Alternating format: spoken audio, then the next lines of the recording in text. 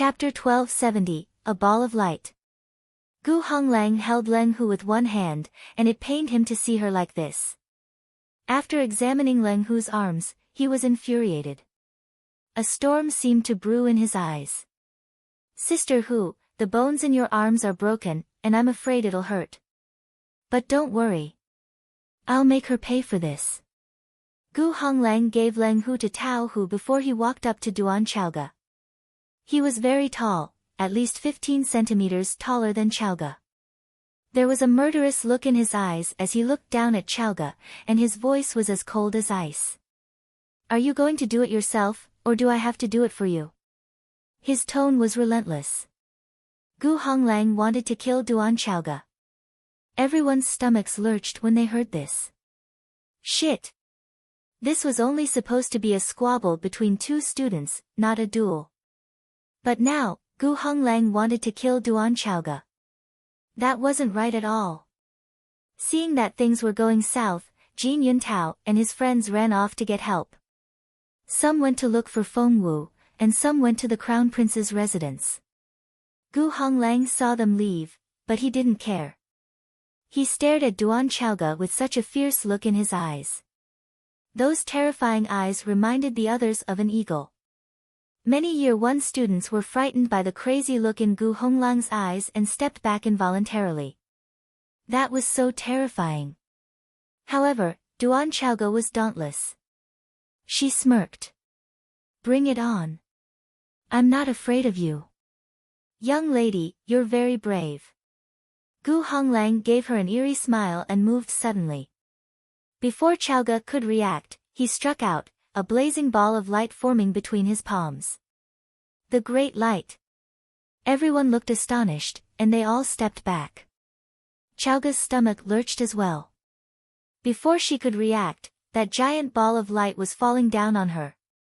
Shit! Chaoga felt a chill run down her spine. Instinctively, she jumped forward. Thump! The ball smashed into the ground, leaving a deep hollow. Luckily, Chaoga had gotten away in time, or she would have been sucked into that ball of light. The Great Light doesn't try to crush a person, but to suck them into it. Narrowing his eyes, Rong Shixin explained to the others, anyone touched by that ball of light will be sucked into it, and when that happens, they'll be rendered defenseless. That's so frightening. Luckily, Duan Chaoga ran away in time. Otherwise, she would have been sucked into it. Look, that ball is rolling after Duan Chaoga. Everybody out of the way. Soon, they fell back another 50 meters or so. The scowling Gu Honglang and fleeing Duan Chaoga were the only people left in the clearing. Oh God, look! That ball! It's grown bigger. Yes, that ball had only been as tall as a person at first, but it was getting bigger and bigger. By now, it was already 2 stories high. The bigger it became, the easier it would be for it to catch Chaoga. Chaoga didn't know what to do. She could sense how terrifying this ball was and had been running as fast as she could, but she simply couldn't get away from it. Chapter 1271, Untitled. Thump. All of a sudden, Chaoga slipped and fell. By then, the ball of light was only centimeters away from her. The ball rolled over her without hesitation. Chaoga was nowhere to be seen in its wake. OMG! That ball really sucked Duan Chaoga inside. Look! Duan Chaoga is right inside.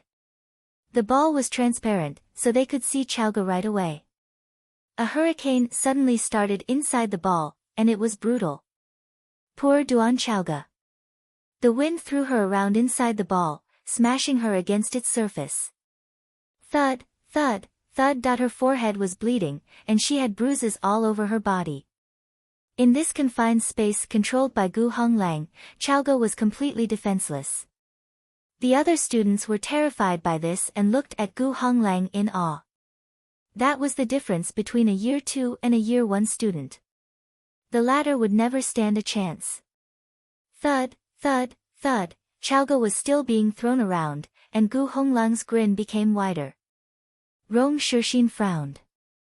He knew that if no one intervened, Duan Chaoga would be tortured to death in less than a minute.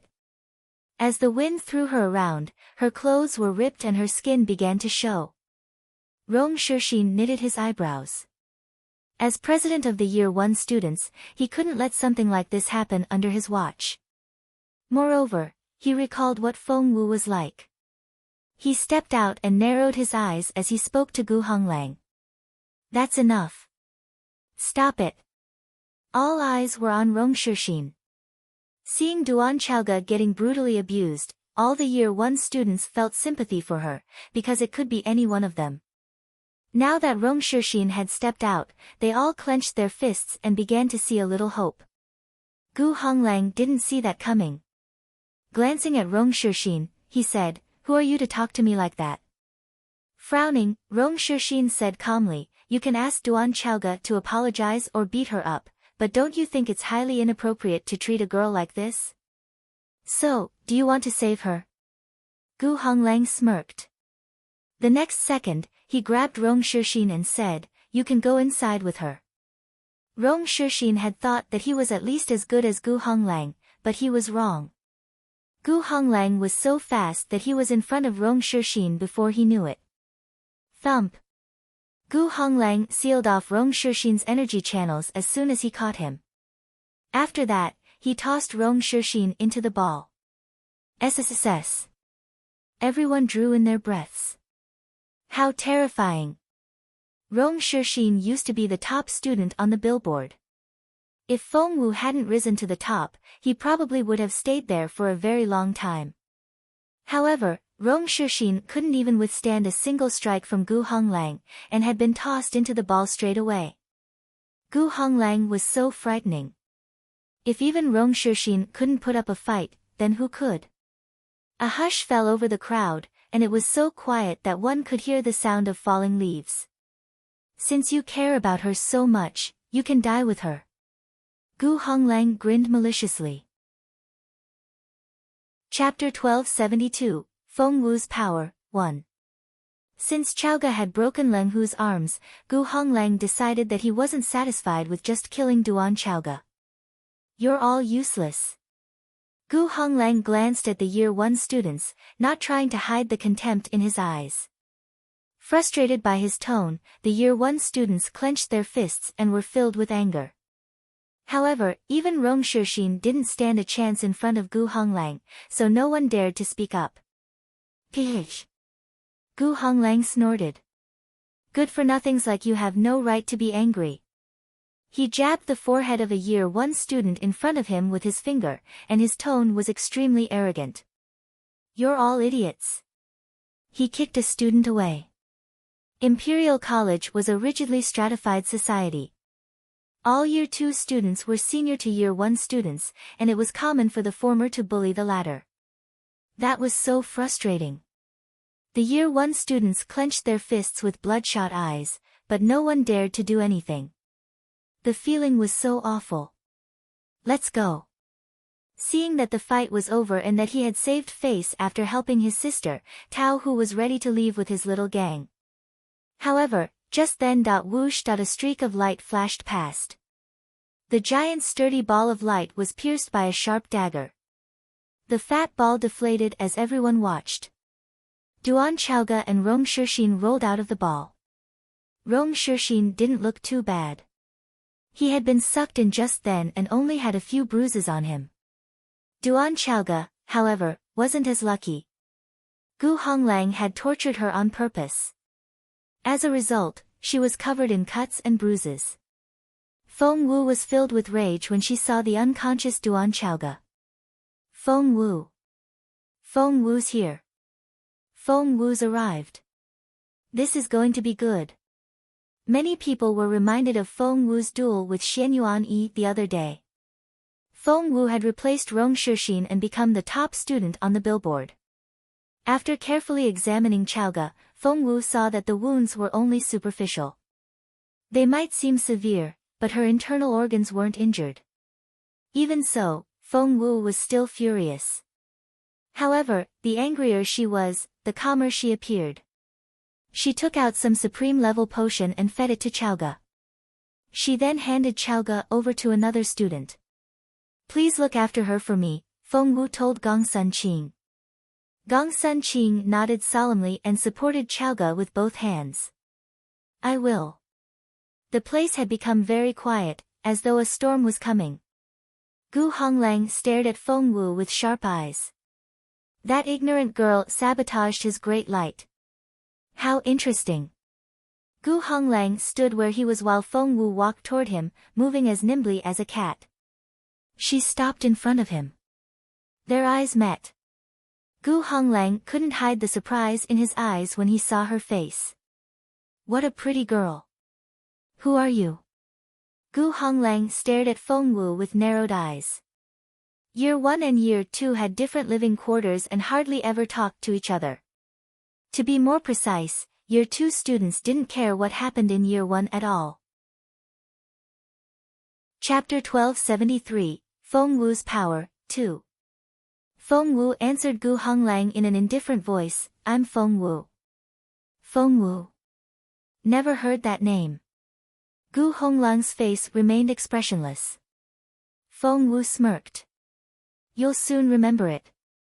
Feng Wu struck out before Gu Honglang could react. Boom. Feng Wu punched Gu Honglang in the face. Thump. Caught off guard, Gu Honglang was hit in the nose. Blood gushed out, and he stumbled back. Holy shit! Everyone was astonished. Feng Wu had really hit Gu Honglang. Gu Honglang himself was more shocked than anyone else. He stared at Feng Wu in disbelief, and his bloodshot eyes popped. This ignorant girl had just hit him. Damn you! Gu Honglang looked furious. The next second, he tried to grab Feng Wu with both hands, moving as fast as a cheetah. He didn't care how good-looking the girl was anymore. He had to save his dignity first. But to Gu Honglang's surprise, Feng Wu was even faster. She was already charging at him before he could get to her, and her spiritual essence devoured him like a tidal wave. Thump! Feng Wu's fist landed on his face again. If Gu Honglang was caught off guard the first time, what about now? Thump! Thump! Thump! Feng Wu's fists landed repeatedly on his face like a thunderstorm. 10, 20, 30 times. She didn't give Gu Honglang any chance to fight back, and he was completely dumbfounded. In her infuriated state, Feng Wu was exerting all her strength. With each punch, she would do some more damage to Gu Honglang's body with her spiritual essence. Stop! Tao Hu couldn't bring himself to continue watching any longer. He thought Gu Honglang had been too careless at first, and would soon fight back and defeat Feng Wu. However, to his surprise, Gu Honglang never stood a chance, and was getting beaten to death. Hearing Tao Hu's bellow, Feng Wu kicked Gu Honglang. Thump! The strength she exerted reminded one of an explosion. Tao Hu couldn't believe that Feng Wu could kick like that with her slim leg. Boom! Gu Honglang, who had tortured Rong Shixin and Duan Chaoga relentlessly, had become a defenseless chicken in front of Feng Wu. The impact sent him flying backward. Behind him was a giant rock with sharp edges. If Gu Honglang smashed into it at this speed, he could be killed. Thrusting his right foot against the ground, Tao Hu leapt up and caught Gu Honglang at the last moment. Even so, Gu Honglang was still barely breathing. After handing Gu Honglang to Leng Hu and the other members of his gang, Tao Hu turned around and faced Feng Wu with a fierce look in his eyes. He had to admit that this girl was quite a capable cultivator. So, you're Feng Wu. Because of his sister Tao Yu, Tao Hu had heard of Feng Wu before. However, Tao Yu had only given him the twisted version. Narrowing her eyes, Feng Wu was instinctively on guard when she met Tao Hu's gaze. Tao Hu was also a decent cultivator among the Year 2 students. Because of that, he had always been an intimidating figure to the other students. That's right. I'm Feng Wu. Feng Wu met Tao Hu's gaze in a manner that was neither humble nor arrogant. She looked perfectly calm. Chapter 1274, Feng Wu's Power, 3. No wonder His Royal Highness annulled your marriage contract. The Crown Prince knows better than any of us what you're like. All of Tao Hu's people snickered when they heard that. However, Feng Wu remained unperturbed, as though he wasn't talking about her. Is it a duel, then? Feng Wu asked calmly as she crossed her arms. A duel? Tao Hu laughed.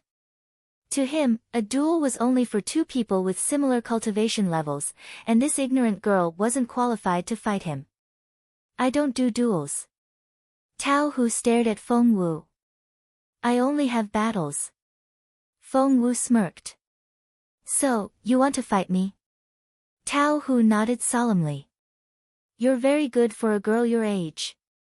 I saw what you did to Gu Honglang, but you're not strong enough to fight me yet. Feng Wu smiled. Is that so? With a wave of his hand, Tao Hu took off his fur cape. He then slowly walked up to Feng Wu and stopped in front of her. Although it feels wrong to kick you around, I still won't cut you loose today. Tao Hu stared at Feng Wu and said, I'll let you make 3 moves first. I won't fight back. You can start now. Feng Wu tried to come up with a quick plan. Tao Hu was indeed a very capable cultivator and probably better than she was. It would be very difficult for her to defeat him. However, he was careless enough to let her make 3 moves first. Feng Wu smiled a little. Sure, I'll defeat you in just 3 moves. Because those moves were all she knew. She had only learned the first 3 stances of Fallen Star swordplay. As for the rest of the stances, she would have to wait until her beautiful master woke up again. You're going to defeat me in 3 moves? That's just preposterous. Tao Hu snorted. His friends laughed with him, they all thought that Feng Wu was bragging. Feng Wu sighed inwardly when she recalled her 4th trial, and she asked in a serious tone, what if I can do it? Tao Hu smirked. If you succeed, I'll do whatever you want.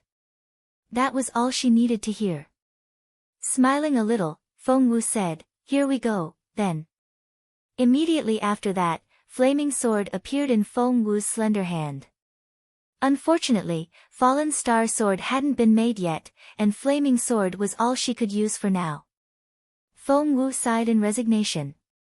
Her strikes would be at least 50% more powerful if she had Fallen Star Sword. She made a mental note that she should have it made ASAP. But her top priority now was to defeat Tao Hu. He was a very formidable enemy. And he was much stronger than Xianyuan Yi. In Feng Wu's hand, the flaming sword glowed red and reminded one of a raging fire. An intimidating power surged out of Feng Wu's body and flowed into the sword. It was power strong enough to shake heaven and earth. The first stance of Fallen Star swordplay, Sword of the Other World. Dark clouds suddenly gathered above their heads and soon covered the sky. Then, there was a gust of wind. Countless swords flew at Tao Hu. They reminded the others of 1,000 shooting arrows. Tao Hu only stood there and was perfectly composed. He hadn't thought much of Feng Wu until she activated Fallen Star swordplay. She suddenly became much more intimidating, and reminded him of an ice queen. Her slim body seemed to contain an energy that was powerful enough to shake the entire world. So, the Year 1 students this year are more interesting than I thought. Tao Hu found Feng Wu a little more worthy of his attention, but still not important enough. Chapter 1275, Feng Wu's Power, 4. Thump. With flaming sword in her hand, Feng Wu guided the countless swords in Tao Hu's direction. Their movements seemed to shake heaven and earth. The crowd all held their breaths for Feng Wu. Most of the audience were Year 1 students, and they were still feeling frustrated at being humiliated by these Year 2 students. They were hoping that Feng Wu could avenge them. Thump. Feng Wu was using the first stance of Fallen Star swordplay, Sword of the Other World. And Tao Hu was hit. Wow! The others cried out in surprise. Feng Wu hit him. So, Feng Wu still stands a chance, doesn't she? Maybe she can win. They were all feeling excited, when Tao Hu guffawed. When they turned to look at Tao Hu, they realized that although he had taken the hit, the sword didn't penetrate his defensive shield. That was to say, Tao Hu hadn't suffered any injury. Ha ha ha. Ha ha ha. Ha ha ha. All of Tao Hu's friends laughed. That was the real difference between Year 1 and Year 2 students. Tao Yu had been a little worried at first, but she wasn't anymore when she saw this. Tao Hu gave Feng Wu a taunting look. It's not too late to kneel and admit your defeat now. I can still spare your life. Immediately, all eyes were on Feng Wu. She couldn't even break his defense, which was proof enough of the difference between their capabilities. There was no point in continuing the fight. All the Year 1 students felt sorry for her. The difference was simply so huge that they were filled with despair. Xiao Wu.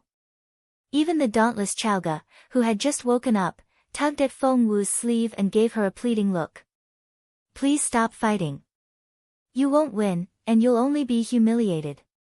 No one had any hope for Feng Wu, and everyone thought that she was going to lose. However, Feng Wu smirked.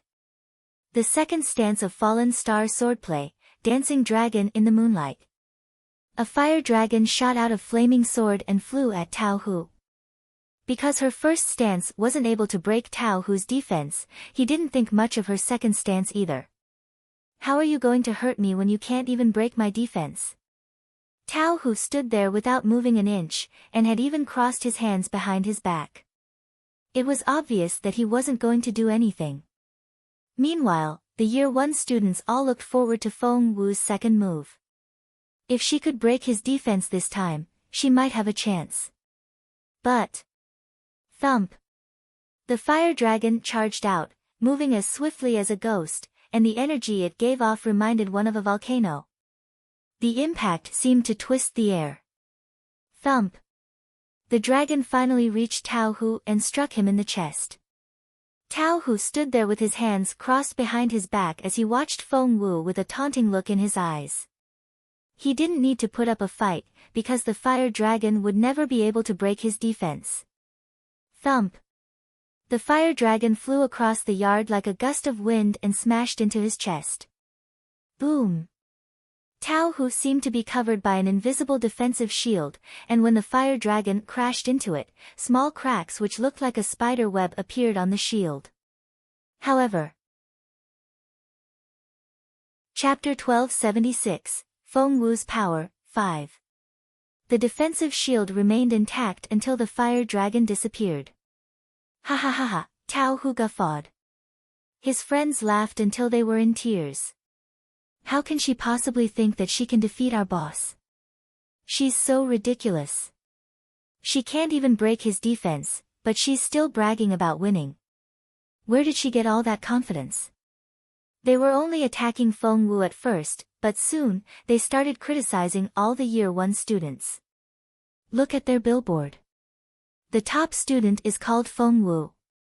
So, she's the strongest student in Year 1. Are they so weak nowadays? Even their top student is so weak. Year 1 students are no longer what they used to be. Do you remember what we were like? Feng Wu and the other Year 1 students heard all their comments. Many students felt so humiliated it was like they had been slapped in the face. They all stared at Tao Hu with bloodshot eyes. Tao Hu and his friends only smirked arrogantly and dared them to challenge the Year 2 students. Feng Wu remained unperturbed in the face of their taunts. The third stance of Fallen Star Swordplay, Fatal Thunder. Thunder rumbled and lightning flashed in the sky as soon as she said those words. However, the Year 2 students only guffawed. What? She still hasn't given up? She'll keep going if she can't break his defense? What's her problem? The Year 1 students were also giving Feng Wu strange looks. They felt so humiliated by the taunting words. Feng Wu, get down from there already. You can't break his defense, so what good can you do? You're only humiliating yourself. Get down and admit your defeat. That was so humiliating. The Year 1 students were divided into two groups. The reasonable ones knew that the Year 2 students were the culprits. But the unreasonable ones were blaming Feng Wu for their humiliation. But no matter what other people said, Feng Wu remained calm and was perfectly composed. Did Tao Hu think that she couldn't break his defense? Feng Wu smirked inwardly. In fact, only she knew that she hadn't used her full power in the first 2 strikes. She had been pretending to be weaker than she really was. Tao Hu was indeed a capable cultivator, and Feng Wu wasn't sure that she could win if she fought him fair and square. So she had shown weakness on purpose and made him think that she was too weak to break through his defense. That way, he would underestimate her and let his guard down. And now, Feng Wu knew that it was time. She smiled. No one saw the lightning flickering in her palm. Go, Fatal Thunder! Feng Wu shouted, and intimidating energy rushed toward Tao Hu. Tao Hu smirked. So did his friends. They laughed at the arrogant little girl, and decided to defeat her once and for all once she had completed her 3 moves. Chapter 1277, Feng Wu's Power, 6. Rumble. The energy was more powerful than the 2 previous strikes put together. And all of it smashed against Tao Hu. Tao Hu felt a burning sensation run through him, but, is that all you can do? Ha ha ha. Tao Hu guffawed and his laughter resounded in the air. Behind him, the other members of Tiger Head laughed as well. The Year 1 students had been a little hopeful before, but now, they were filled with despair. They lost all hope. There was nothing left to say. However, right at that moment, all of a sudden, there was a shrill sound amidst the rumbling thunder. Bang! It was so loud that it seemed to shake the sky. Everyone jumped, and they all looked in the direction of the sound. It came from where Tao Hu had been standing. He had been laughing only a second ago, but now, he stood there with blood running out of all his orifices. He was completely dazed, as though he had just seen the most terrifying thing in his life. However, the only person in front of him was Feng Wu, the pretty girl. But they could see fear in Tao Hu's eyes. Fear? Why would Feng Wu, the Year 1 student who couldn't break through his defense, scare him so much? Just then, crackle, crackle, crackle. There was a strange sound. Where was it coming from? Before they knew it, everyone was looking for the source of that sound. Soon, someone cried out, "Look at Tao Hu." Everyone turned to look at Tao Hu, and saw that he was surrounded by flashes of lightning. Was there a thunderstorm raging inside him? But Feng Wu hadn't been able to break through his defense, had she? So how did the lightning get into his system? Everyone was astonished. And the Year 1 students weren't alone. The members of Tiger Head had been gloating before, but they couldn't help but panic a little now. Because Tao Hu just stood there without moving. The crackling sound kept coming out of him, as well as the smell of something burning. It was as though Tao Hu was being cooked from inside out by lightning. It was so scary. Tao Yu ran over to him first. She grabbed him and asked anxiously, "Brother, what's WR?" But before she could finish her question, her hand was stuck to Tao Hu, and she could feel the terrifying electric current surging toward her. The next second, it was inside her. That hurt. Instantly, Tao Yu felt her head go blank, and she drew in a pained breath. She wanted to put her hand down, but realized that she no longer had control over her body. More lightning energy kept pouring into her from Tao Hu's body. "Help!" Tao Yu burst into tears. Leng Hu ran up to her and tried to separate them, but as soon as she touched Tao Yu, she was stuck as well. The electric current then ran from Tao Yu to Leng Hu. Shit! However, when Leng Hu realized that something was wrong, she could no longer speak. Gu Honglang had always been fond of Leng Hu, so when he saw her go stiff, he tried to save her. But he only got himself stuck to the others. The other 2 members of Tiger Head were so scared and unable to look away. Chapter 1278, The Smart Plan. They all stared at Feng Wu in disbelief. What did you do? Let them go now. Only then did the Year 1 students realize what had happened. They couldn't believe what they were seeing. Oh God! Am I dreaming? Feng Wu did that to Tao Hu. I thought she couldn't break his defense at first. But Tao Hu is under her control now, isn't he? I think she did more than that. Just look at all those people there. How did she do it? How?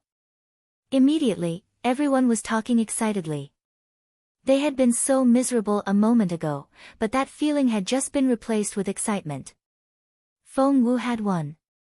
And she represented all the Year 1 students. No words could begin to describe that feeling. However, Feng Wu remained as composed as ever. She slowly walked up to Tao Hu and smiled at him. Meanwhile, Tao Hu was so frustrated that he almost had a nervous breakdown. If he could, he would love to punch Feng Wu in the face.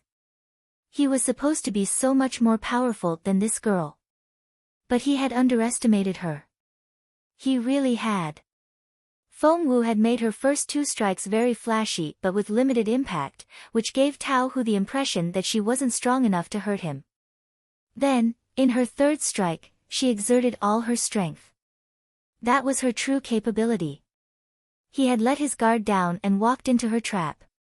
To make it worse, the lightning energy was running through his veins and burning him from within.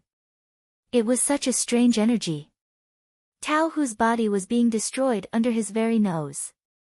He knew very well that if Feng Wu didn't stop it, he and all his friends would soon all be turned into useless cripples. Feng Wu crossed her arms and asked him with a smile, "Are you willing to admit your defeat now?"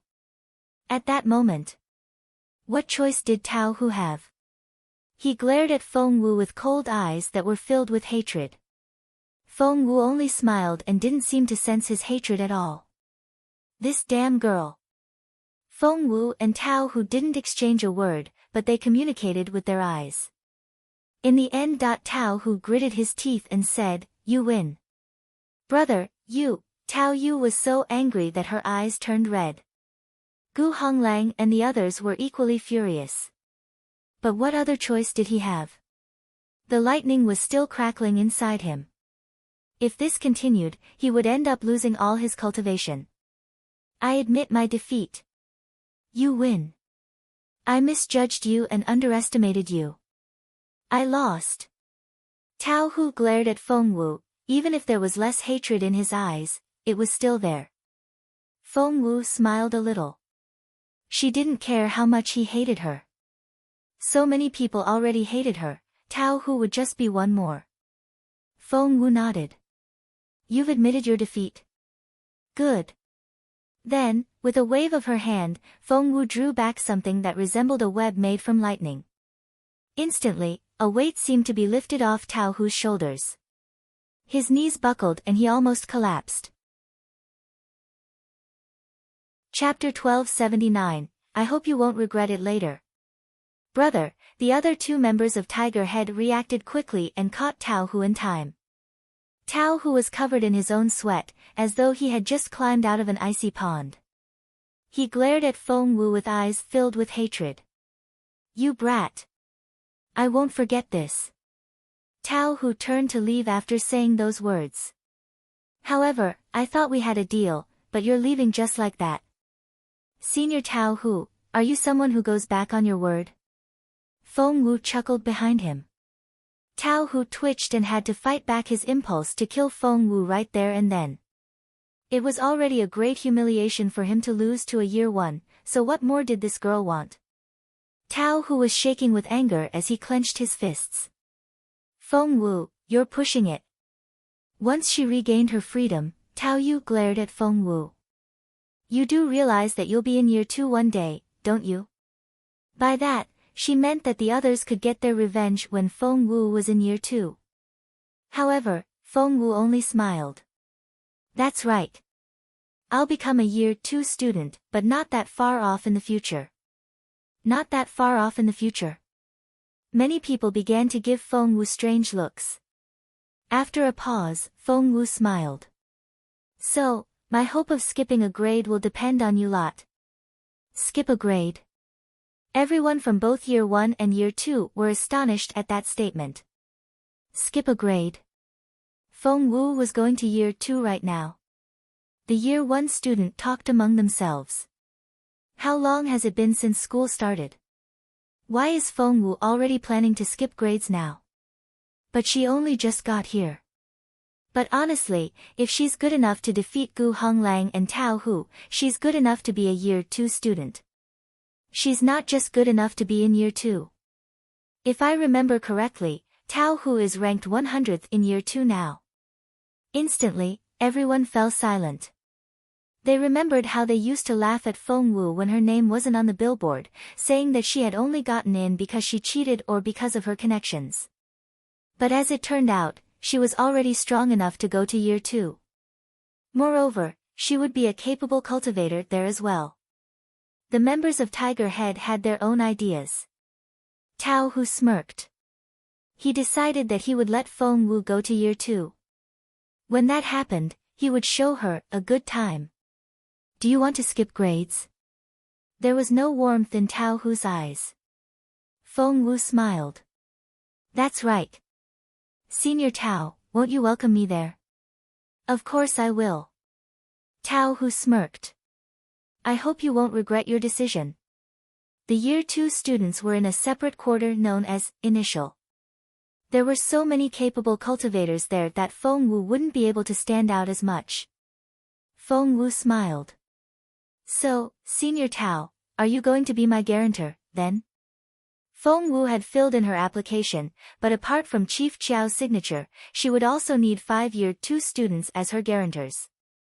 Tao Hu grinned maliciously. I see. You've only just entered Imperial College and don't know many Year 2 students. If I don't sign it, there's no way for you to skip grades. Feng Wu only smiled. Of course she had other ways, it was just that. Chapter 1280, She Won. If they wouldn't help, she could still make it happen, it would just take a little more effort. Tao Hu smirked. What if we say no? Feng Wu smiled. I see that you've forgotten what you said before the battle. Tao Hu's head went blank. Only then did he recall the deal he made with Feng Wu before they started fighting. He had said in passing that if he lost, he would do as she wanted. You. Tao Hu glared at Feng Wu and felt utterly frustrated. He realized that she had to have come up with this plan before the battle even started. She had been counting on this deal and had shown weakness on purpose. The whole thing had been a trap and he had been so pleased with himself the entire time. He had laughed wholeheartedly. The thought made Tao Hu flush. That abominable girl. In the end, Tao Hu and his friends had no choice but to sign Feng Wu's application form. 5 names were needed, and Tiger Head just happened to have 5 members. It was as though they had come here just for Feng Wu. What a coincidence. Here's one more. Feng Wu took out Chaoga's application form. Feng Wu, you're pushing the limit. Tao Hu was about to leave, when he was handed the other form. Feng Wu smiled. Well, since all of you are going to sign your names, anyway, one more form won't make any difference. Now, just sign it. Poor Leng Hu. Chaoga had crushed her arms earlier, but she still had to sign her name for Chaoga despite the pain. One couldn't begin to describe how frustrated she felt. But Feng Wu won, and their boss admitted his defeat, so what other choice did they have? Tao Hu stormed off with his friends after they signed their names. Only then did the Year 1 students realize what had happened. Wow! Feng Wu won. God! She really did. This is the first time a Year 1 student has ever defeated a Year 2 student, isn't it? I'm so proud of Feng Wu. Tao Hu and his people were so arrogant at first, but Feng Wu defeated them all. She's amazing. She's so amazing. Some of the Year 1 students hadn't been convinced by Feng Wu's capability before, but they changed their opinion now. Feng Wu slowly walked up to Tao Yu, crouched down, and stared at her. Tao Yu had set herself against Feng Wu because of her older brother in year 2. However, even he had been defeated now, so she had no choice but to surrender. Tao Yu seemed utterly flustered when their eyes met again, and before Feng Wu said anything, Tao Yu apologized first. After that, Guan Jing apologized as well. Feng Wu then casually turned to Feng Sang. Feng Sang lowered her head and didn't dare look at Feng Wu. The moment Feng Wu defeated Tao Hu, no one would ever doubt that she was the top student in year 1. Even by year 2 standards, she was no longer a nobody. No one had any reason to challenge her anymore. Feng Wu asked Chaoga, "How are you holding up?" Chaoga had suffered a lot of external injuries, but the supreme-level medicine Feng Wu had given her was very effective, and she was mostly recovered by now. But Feng Wu still shook her head and asked Gong Sun Qing to take Chaoga away to get some rest. When she walked past Rong Shixin, Feng Wu said, "I owe you one." Because Rong Shixin had stood up for Chaoga and tried to save her at the critical moment. Chapter 1281, Initial. Feng Wu didn't care why he had tried to help or whether or not he succeeded, she felt grateful all the same. Feng Wu said she owed him one. Rong Shixin was dazed and felt conflicted. It hadn't been very long ago that he considered Feng Wu just another junior classmate with a promising future, but before he knew it, Feng Wu had killed Xian Yuanyi and become the top student in year 1. And now, she had defeated Tao Hu, proving herself to be as capable as a year 2 student. Even he, who had once been first in year 1, had to look up to her now. Sure. Rong Shixin gave her a wry smile. He glanced at Si Yuan as he smiled. Compared with Si Yuan, Rong Shixin thought that he had done a better job of accepting reality. What he didn't foresee was how this favor from Feng Wu would change his life. Feng Wu left after saying those words. "Xiao Wu, where are you going?" Chaoga asked involuntarily. Feng Wu waved the application forms in her hand and smiled. The year 2 quarter, of course. She was already a few hundred meters away after those words. All the year 1 students were baffled. The next second, they all looked at Chaoga. Is Feng Wu really skipping grades to year 2? I thought we couldn't do that until the end of a term. Feng Wu just offended Tigerhead. If she really skips to year 2, I'm sure they'll give her such a hard time. Everyone was talking at the same time, some were worried while others were curious. The members of Tigerhead stormed off toward Initial, the territory of the year 2 students. "Brother, I can't stand this."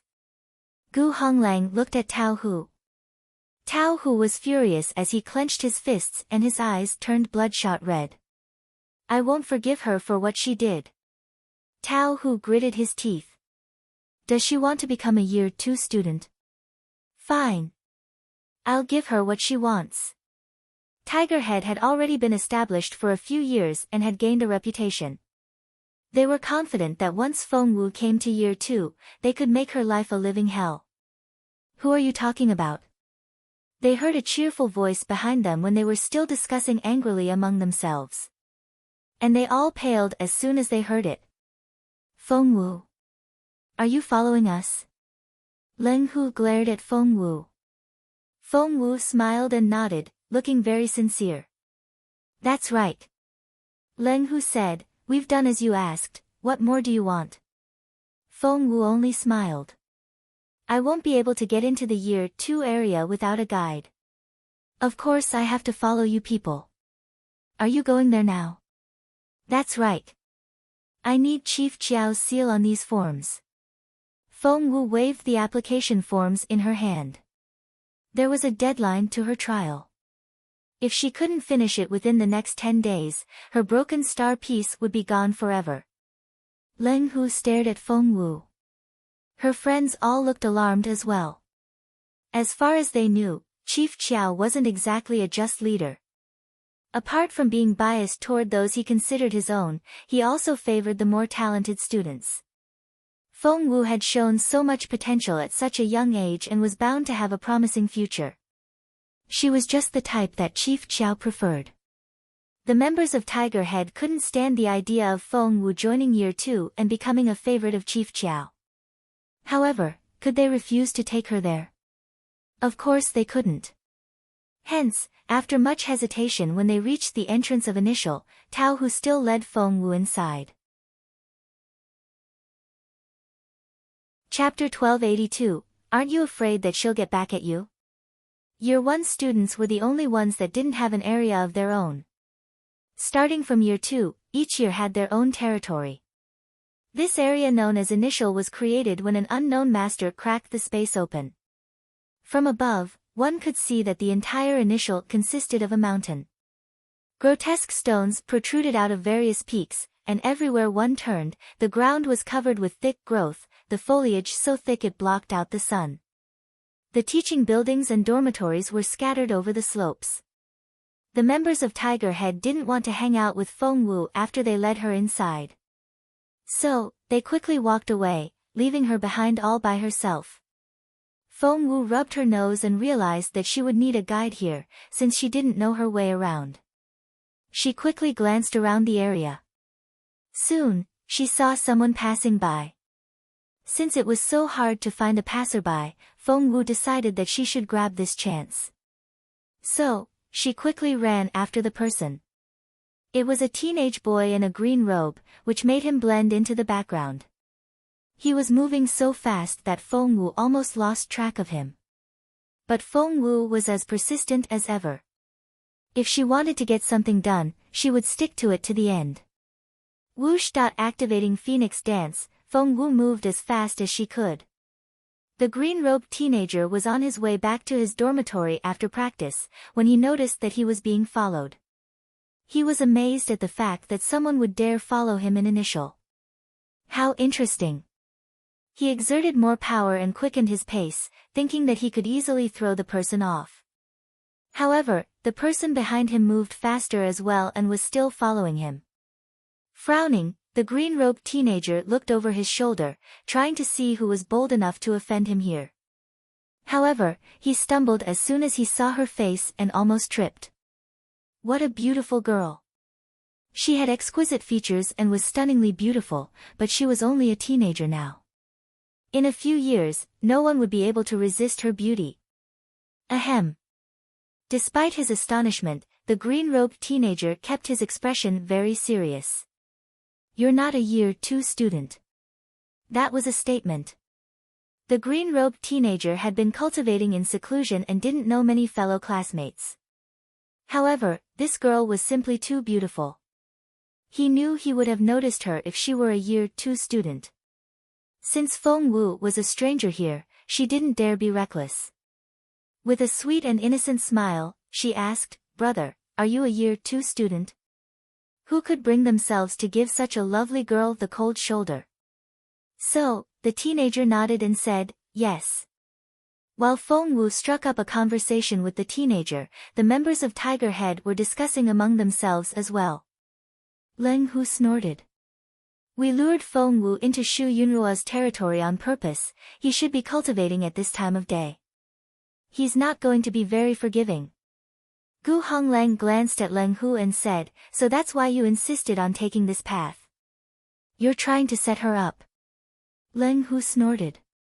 Feng Wu knows next to nothing about Initial, so of course I'll try to trick her. Gu Honglang asked, "Aren't you worried that she'll get back at you later?" Leng Hu smirked. Get back at me? She'll have to survive in Initial first. Plus, I have a feeling that Shu Yunruo won't forgive her that easily. Gu Honglang suggested, "Shall we go back to our place now, instead of waiting here?" Chapter 1283, Why are Feng Wu and Shu Yunruo going up the mountain together? As for what they were waiting for, they wanted to see Feng Wu humiliated, of course. Sure. The other members of Tiger Head nodded happily as well. Shu Yunruo is one of the top 5 students in Year 2, and if Feng Wu offends him, ha. Meanwhile, Feng Wu was chatting with Shu Yunruo. Who are you, and what are you doing here at Initial? Shu Yunruo stared at Feng Wu with his piercing eyes. Feng Wu told him the truth. I'm here to see Chief Chiao. Those people of Tiger Head led me in and left me here. I have no idea where to find Chief Chiao. She wasn't dumb and could see immediately that Shu Yunrua was too powerful a cultivator for her to mess with. She saw how dangerous it would be if she disturbed his cultivation practice. She had seen through Leng Hu's plan. So, she gave Tiger Head up without hesitation. Meanwhile, she was also trying to find out how powerful this teenager was among his fellow Year 2 students. Tiger Head? Shu Yunrua snorted. Do they think they're good enough to trick me? Interesting. Feng Wu said, Brother, could you please take me to Chief Chiao? I really need to see him now. According to her estimation, Tao Hu was ranked around 100 in Year 2. Judging from this teenager's tone when he talked about Tiger Head, he should be a lot more capable than Tao Hu. Since Feng Wu was new here, she knew that anyone could try to trick her, so she decided that she should get all the help she could find. Shu Yunrua stared at Feng Wu with his emotionless eyes. This was the first time that a girl dared to make a request of him. That was bold. To Year 2 students, Shu Yunrua was an unapproachable creature. Brother, can you please help me? Feng Wu's beautiful eyes twinkled like stars, and anyone who looked into them would forget about everything else and say yes. Even someone as cold as Shu Yunrua couldn't help but frown. Feng Wu knew that she would have to face some difficulty before meeting Chief Chiao, and with this senior around, things would be much easier for her. Hence, she looked at him with the most pitiful expression on her face. Fine.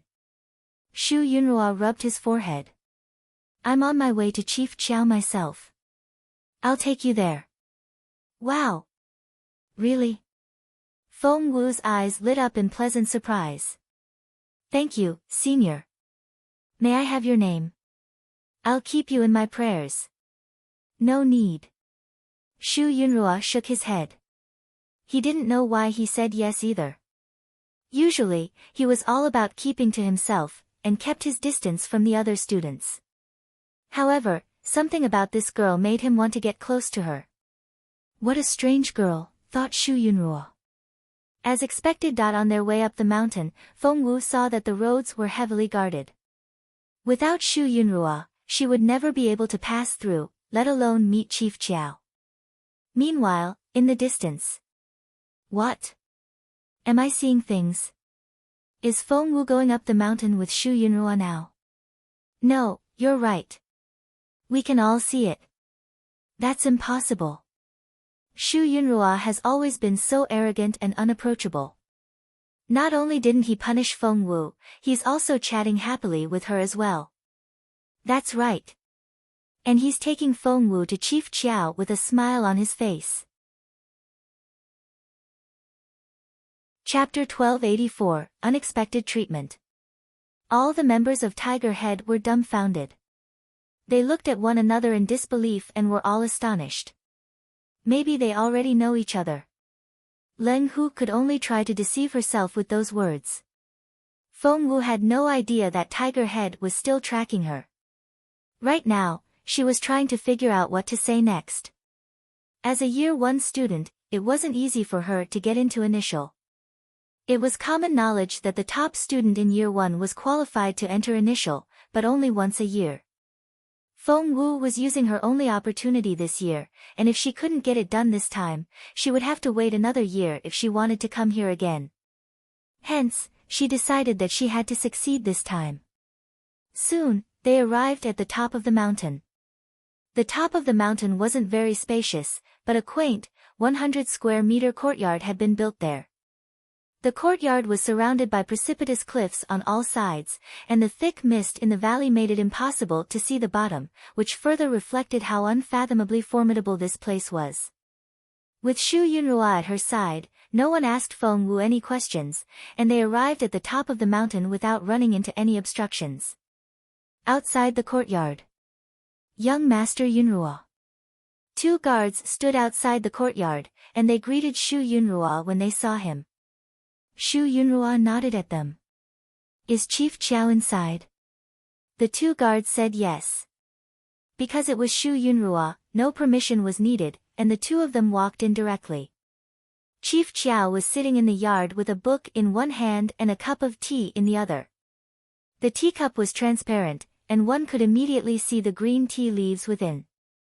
Their color was vibrant, and they floated in the water, looking very pretty. Chief Chiao raised his eyebrows when he saw Shu Yunrua. Yunrua, to what do I owe this honor? Shu Yunrua had become one of the top 5 students a few years after he entered year 2.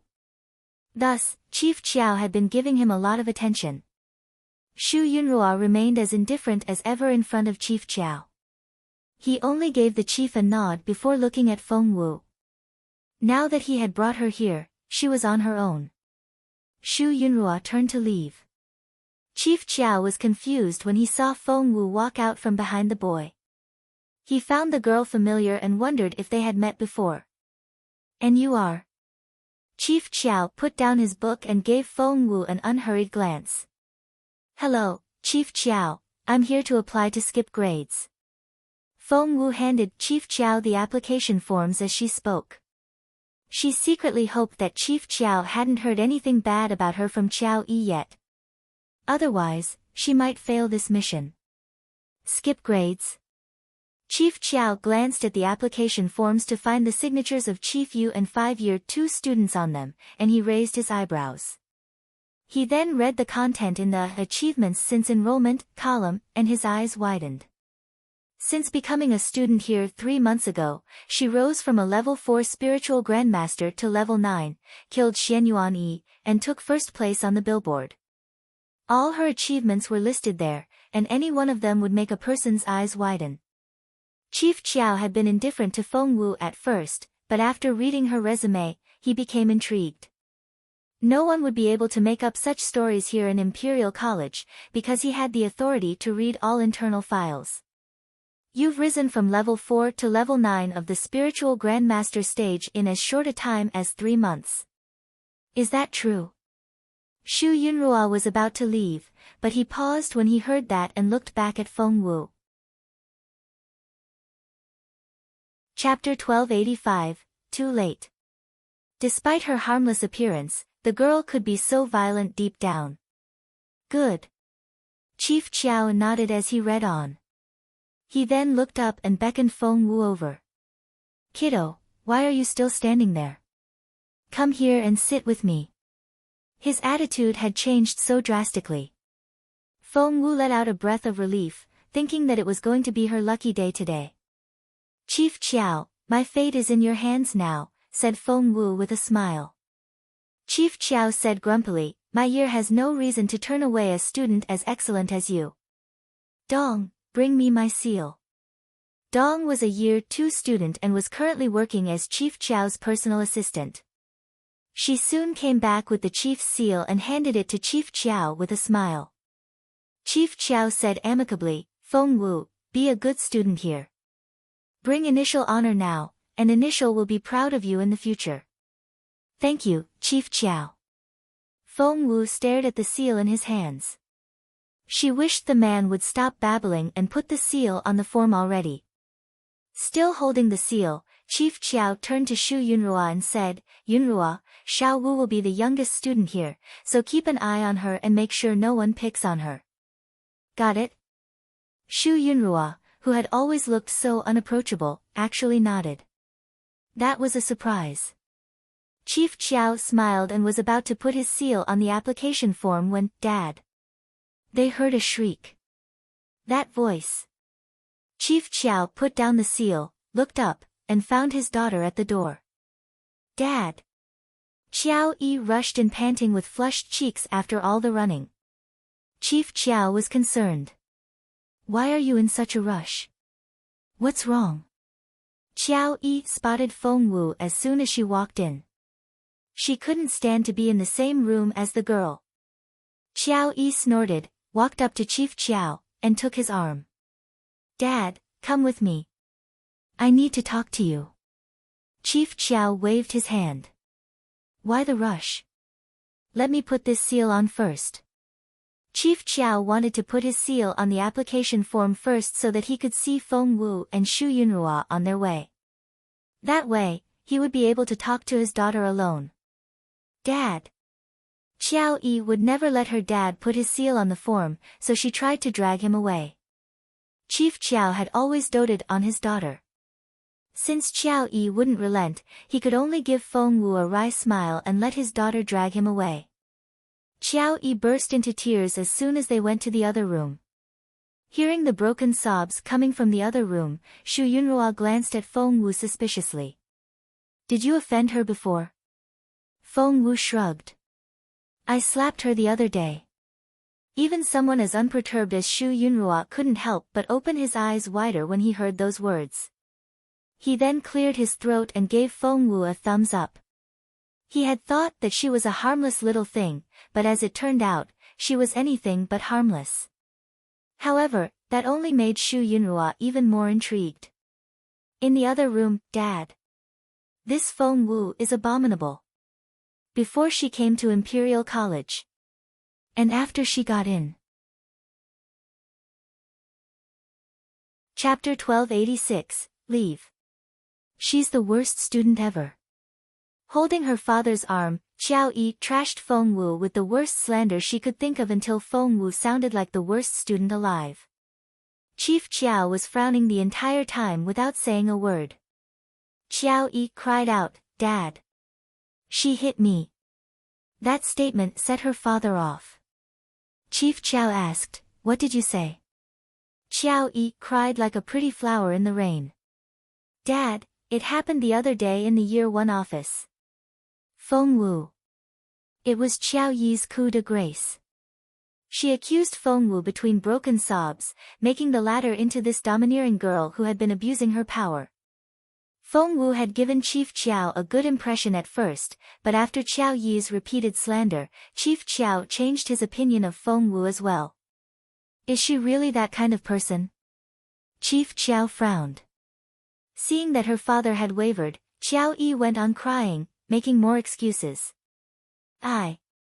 I've been getting along so well with young Lord Feng, but Feng Wu intervened, and now, young Lord Feng won't even talk to me. She must have said some bad things about me behind my back. Feng Wu would be dumbfounded if she heard that. Since when did Qiao Yi get along well with Feng Sun, and when did she ever intervene? She had never slandered Qiao Yi in front of Feng Sun. To be more precise, she had never talked about this woman in front of him. However, because Feng Wu didn't know what Qiao Yi had been saying about her, she couldn't come to her own defense. It just so happened that Chief Qiao would become this completely unreasonable old man whenever it came to Qiao Yi. He could be unbelievably biased. He flared up as soon as he heard that Feng Wu had hit Qiao Yi. An hour had passed by the time Chief Qiao and Qiao Yi came out of the room. Feng Wu realized that something was wrong as soon as she saw the look on Chief Qiao's face. She was right to assume that, since Chief Qiao immediately gave his verdict. He pushed the application forms back to Feng Wu. Feng Wu's heart sank, but she looked undisturbed when she asked, Chief Qiao, what's that supposed to mean? Chief Qiao smirked. This isn't the place for a student like you, so please leave. He rejected Feng Wu's application. Feng Wu's pretty face darkened. She frowned and stared at Chief Qiao. Chief Qiao stared back at her and ordered, Feng Wu, I think you should be on your way. Feng Wu smirked. I now see what kind of person you are, Chief Qiao. Chief Qiao glared at Feng Wu. He believed that with his power, Feng Wu should already be on her knees and begging for forgiveness. However, the girl only stared back at him. Chief Qiao asked, What kind of person am I, then? Feng Wu smirked. You're biased, opinionated and subjective, and abuse public power to retaliate against your personal enemy. I'm very disappointed. Feng Wu promptly turned to leave. Stop right there. Chief Qiao wouldn't take the criticism lying down. Feng Wu turned around and sneered at him. You believe everything Qiao Yi says without asking a single question. What would you call that if not biased and opinionated? You don't deserve to be the chief of Year 2. You. Chief Qiao almost had a heart attack. He had always considered himself the king of initial, and all his commands should be carried out without question. No one had ever dared defy him, let alone do it in front of other people. In other words, the unchallenged Lord of Initial had just been humiliated by Feng Wu. Chapter 1287, Skip Grades. In Your Dreams. Chief Chiao shook with anger. Pointing at Feng Wu with a trembling finger, he said, "No wonder Chiao Yi says you're so sharp-tongued. That's how you were able to talk yourself out of that cheating incident. Did you just say that I cheated in my exam?" Feng Wu smirked. Chief Chiao said, "Chiao Yi is your class teacher, and I'm sure she has the most accurate judgment of your character. Moreover, how dare you hit your teacher? Imperial College is ashamed to have a student like you. Get out of my sight." His black eyes were filled with rage, and it reminded one of an imminent storm. Spiritual essence sprang up, and an incredible pressure closed in on Feng Wu. Frowning, Shu Yunrua shielded Feng Wu with his body. Instantly, the rampant spiritual essence struck Shu Yunrua like a roaring dragon. Blood trickled down from the corner of Shu Yunrua's mouth, but he kept his ground. They had only met for the first time today, but he was defending her with his own life. Feng Wu would be lying if she said that she wasn't touched. Chief Chiao glared at Shu Yunrua. "Out of my way." Wiping away the blood, Shu Yunrua looked up, and something fierce flashed in his eyes. "I thought this place was just and fair." Chief Chiao's eyes grew colder as he glared at Shu Yunrua. Shu Yunrua wouldn't give in and kept his unblinking gaze on Chief Chiao as well. As the most talented teenager of Initial, he had his own pride and principles. Infuriated, Chief Chiao activated even more spiritual essence, which rushed toward Shu Yunrua. As the chief of the year, he wouldn't be threatened by a teenager. Feng Wu cursed inwardly when she saw what was going to happen. "Hear me out." Feng Wu stepped out so that Shu Yunrua was behind her, and she looked Chief Chiao in the eye. The look in her eyes was as sharp as an icy blade, which intimidated everyone. She was by no means the most powerful cultivator here, but just by standing there with her clothes flapping in the wind, she already reminded the others of a goddess of war. Even Chief Chiao was intimidated by her cold eyes. Staring at Chief Chiao, Feng Wu racked her brain. Chief Chiao wouldn't give her any chance now and had just told her to leave. What was more, he had the right to make that decision. "I don't want to hear anything you have to say," Chief Chiao said impatiently and waved her off. "Miss Feng, please leave." Dong walked up to Feng Wu with an expressionless face and a grim look in her eyes. Feng Wu glanced at Dong. Suddenly, her eyes lit up and she looked enlightened. Dong had an ominous feeling when she saw this, and she stared at Feng Wu. But before she could say anything, Feng Wu had walked up to her and whispered something in her ear. Dong paled suddenly, and she looked both enraged and terrified when she stared at Feng Wu. Feng Wu only gave her a half-smile. "Senior Dong, would you please tell Chief Chiao that?" The entire time, Feng Wu remained completely unperturbed.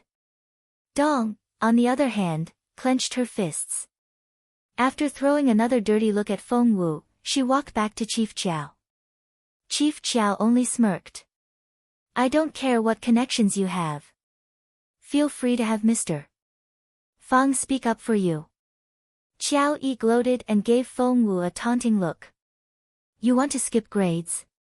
In your dreams." Chapter 1288, She Saw Through Him. Chiao Yi was determined to keep Feng Wu in year 1 under her watch, so that she could do whatever she wanted to her. Seeing the taunting look on Chiao Yi's face, Feng Wu only smiled calmly. Dong walked up to Chief Chiao and whispered something in his ear. Instantly, Chief Chiao's face darkened, and he looked more awful than a cloudy sky. Judging by his reaction, Feng Wu knew that she had guessed right. She grinned. "I heard that there's an exception in Initial. If I can successfully pass a series of trials, I can join year 2 even without your permission. Is that true?" Chief Yu was the one who had mentioned it to Feng Wu beforehand. How wise that woman was. Chief Chiao glared at Feng Wu with eyes that could freeze water into ice. Feng Wu only smiled as mildly as ever. Chief Chiao took a deep breath. Only now did he realize that this girl wasn't as easy to handle as he had assumed. If he didn't do something now, she might expose one of his biggest secrets. At that thought, Chief Chiao smirked. If you're bold enough to take that challenge, be my guest. The trials will be ready for you in 7 days. You can leave now. 7 days. That was longer than Feng Wu had expected, but she knew that she was pushing Chief Chiao's limits, and if she didn't stop now, she might set him off. She nodded. See you in 7 days then, Chief Chiao. Feng Wu turned to leave after saying those words. As she walked away, she could hear Qiao Yi's angry and unreconciled voice. Why did you give her permission to take the challenge? All her fame is fake. She cheated. Dad. Why didn't you say no? Why are you letting her do it? Feng Wu grinned and laughed inwardly at the naive Qiao Yi. That woman knew nothing. Xu Yunruo walked down the mountain with Feng Wu. As usual, he was silent. Feng Wu couldn't help but glance at him. He had protected her for no reason, and she felt compelled to return that favor. Feng Wu smiled at Xu Yunruo. Senior Xu, are you sure you're going to be alright for offending Chief Chiao like that? Xu Yunruo only glanced at Feng Wu without saying anything. Feng Wu bit her lower lip. Won't he try to get back at you? Looking up at the sky, Xu Yunruo said quietly, I'm from the Gongshu family of Taiyuan. The Gongshu family of Taiyuan? Feng Wu immediately saw the light. It was one of the 9 major clans that used to rank somewhere in the middle, but which had been rising in status in the last few years. She was amazed that the first person she found to ask for directions was someone of the Gongshu family. So, are you using an alias now? Feng Wu asked curiously. It's my mother's maiden name. Xu Yunruo only realized how much personal information he was telling her after he said those words. That was so strange, because he had always been a private person. After all these years in Initial, Chief Chiao was the only person who knew his background. He couldn't understand why he was telling the girls so many things. There was something about this girl that would make one spill their secrets. At that thought, Xu Yunruo threw a dirty look at Feng Wu. Baffled, Feng Wu rubbed her nose and wondered what that was about. Xu Yunruo walked Feng Wu to the main road and told her, just follow the road. He left after giving Feng Wu the direction. Rubbing her nose, Feng Wu didn't understand why he was mad. What a moody teenager. Chapter 1289, Slander. Feng Wu went back to Fallen Star Yard to find a lot of people waiting for her. Feng Sun and Xian Yi were there, as well as Jun Lin Yuan. They were all sitting in the courtyard, and Feng Xiaoqi was pouring tea for them. Feng Sun shouted in an exaggerated tone, Hey, Feng Xiaoqi, what is it with your family and geniuses? Why is everyone here making breakthroughs so quickly? Feng Xiaoqi was about to answer, when he heard footsteps. He threw himself into Feng Wu's arms when he saw who it was. Sister. You're back. Feng Wu patted Feng Xiaoqi on the head. He was usually a naive and shy boy, and entertaining guests was still a bit too much for him. But it was a necessary part of being a grown-up, so Feng Wu was determined to keep training him. Interacting with other people was as important as his cultivation practice. A grasp of mundane affairs was genuine knowledge, an understanding of worldly wisdom was true learning. Feng Wu didn't want Feng Xiaoqi to turn into a nerd that only cared about cultivation. Why are all of you here? Feng Wu asked Feng Sun in confusion. Feng Sun grinned. For fun, of course. Didn't you hear? About what? Feng Wu was perplexed. Feng Sun said, that sister of yours, isn't Dugemengshi supposed to marry her? They're bringing the betrothal gifts today. How can you not know that? As a matter of fact, Feng Wu really didn't know. She asked curiously, does the Dugu family really want her as a daughter-in-law? Feng Sun smiled. Not exactly. My info says that Dugu Mengshi will take her in as a concubine. That was to say, Feng Lu wasn't going to be the official wife.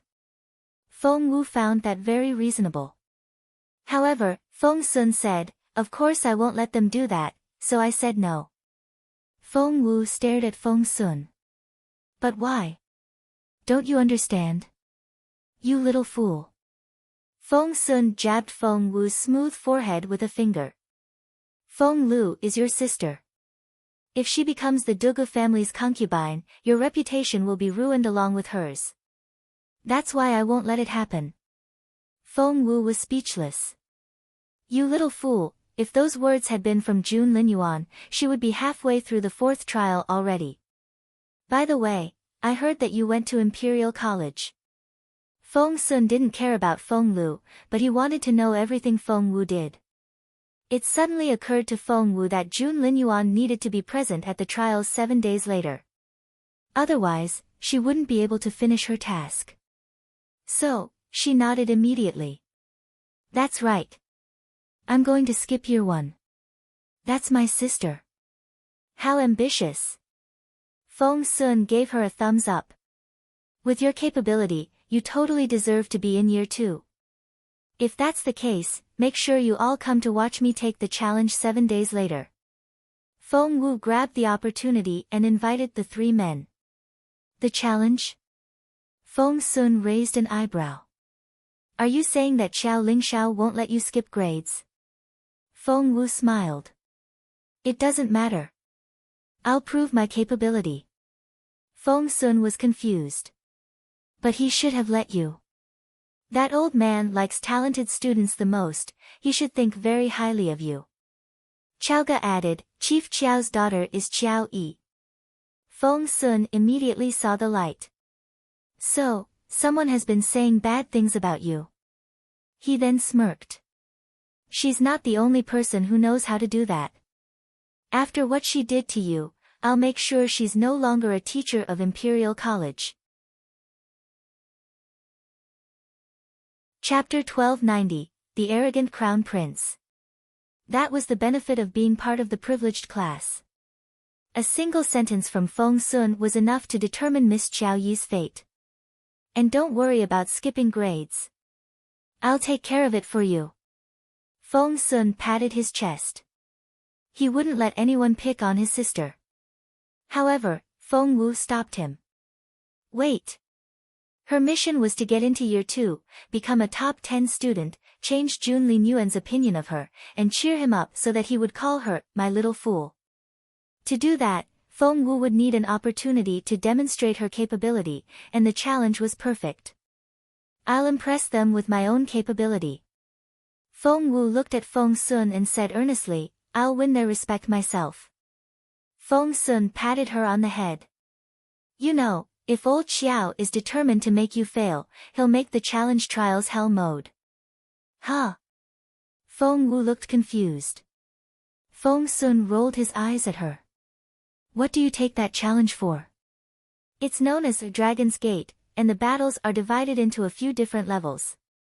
Dragon's Gate is used as the annual test for Year 2 students, and the battles come in 5 levels of difficulty: normal, difficult, elite, hell, and death. Feng Sun added, usually, for a test to skip grades, they'll use the normal level. Passing the trial at that level will make you the 700th student on their billboard. The equivalent ranking for the difficult level is 300th, and 100th for the elite level. He looked into Feng Wu's eyes and said, passing the hell level will make you 10th in their ranking system. As for the death level, that'll take you even higher up the ranking list. Feng Sun stared at Feng Wu. However, Chief Qiao is the one who will decide the level of the trial. So, apart from your conflict with Qiao Yi, have you offended him in any other way? Feng Wu was speechless. Seeing Feng Wu's reaction, Feng Sun was bemused. So, you have offended him. Feng Wu said, don't worry. I'm sure he won't try anything. Feng Sun stared at Feng Wu. Are you sure you don't need me to talk to someone? Have some faith in me. There aren't many things in the imperial capital that I can't handle. Even if I can't, you can always ask Boss June for help. Speaking of June Linyuan. Feng Wu hadn't even glanced at him since she came back. She was still holding a grudge against him. Before, at World Tower, June Linyuan had stormed off after scolding her, and that had been very humiliating. By the way, Boss June, are you free 7 days later? Feng Sun blurted out when he saw Feng Wu staring at June Linyuan. Feng Wu's heart raced. She didn't care about other people, but June Linyuan had to be there. Otherwise, she would fail her mission. No. The Crown Prince stared at Feng Wu, and something seemed to flicker in his eyes. What? Feng Wu's stomach lurched. Was June Linyuan not going to go? But he had to. Feng Wu tugged at Feng Sun and winked at him. Feng Sun immediately took the hint, and realized that Feng Wu wanted Boss June there to see her demonstrate her power. Feng Sun grinned and walked up to June Linyuan. Boss June, what are you doing that day? Would you like to join me and go to Initial? The Crown Prince glanced at the nervous Feng Wu and said arrogantly, I don't have time for that. Feng Sun shrugged and looked at Feng Wu in resignation, his gesture indicating that there was nothing more he could do. Feng Wu rubbed her forehead and wondered if June Linyuan was waiting for her to beg him. Just then June Linyuan rose to his feet. Immediately, he gave off an indescribable pressure which affected everyone else around him. Chapter 1291, Who would dare pick on her? Was he leaving? Without thinking, Feng Wu ran up to him and grabbed him by his wide sleeve. She seemed so eager. Xian Yi and Feng Sun exchanged looks, and Feng Sun raised an eyebrow, the expression on his face saying, What did I tell you? Little Feng Wu is taking the initiative these days. Chaoga and Qiuling, on the other hand, saw astonishment in each other's eyes. This didn't seem right. Hadn't Feng Wu repeatedly said that she didn't like June Linyuan, she found him repulsive, and that he would be the last person on earth she would fall in love with? But what was she doing now? Feng Wu didn't care about what other people thought. She stood in front of June Linyuan and blocked his way. Frowning, June Linyuan stared at Feng Wu with his beautiful eyes and said, Move. The energy he gave off was so intimidating that no one else dared come closer. But Feng Wu couldn't care less about that. Tugging at June Linyuan's sleeve, she asked softly, Brother June, are you really not coming? June Linyuan only gave her an indifferent glance and went on ignoring her. Feng Wu knew that look only too well. It meant, beg me and I'll be there. Feng Wu was speechless. Did he want to make her beg him in front of so many people? She had her dignity as well. Biting her lower lip, Feng Wu hesitated. The Crown Prince started walking at an unhurried pace and would soon be out the door.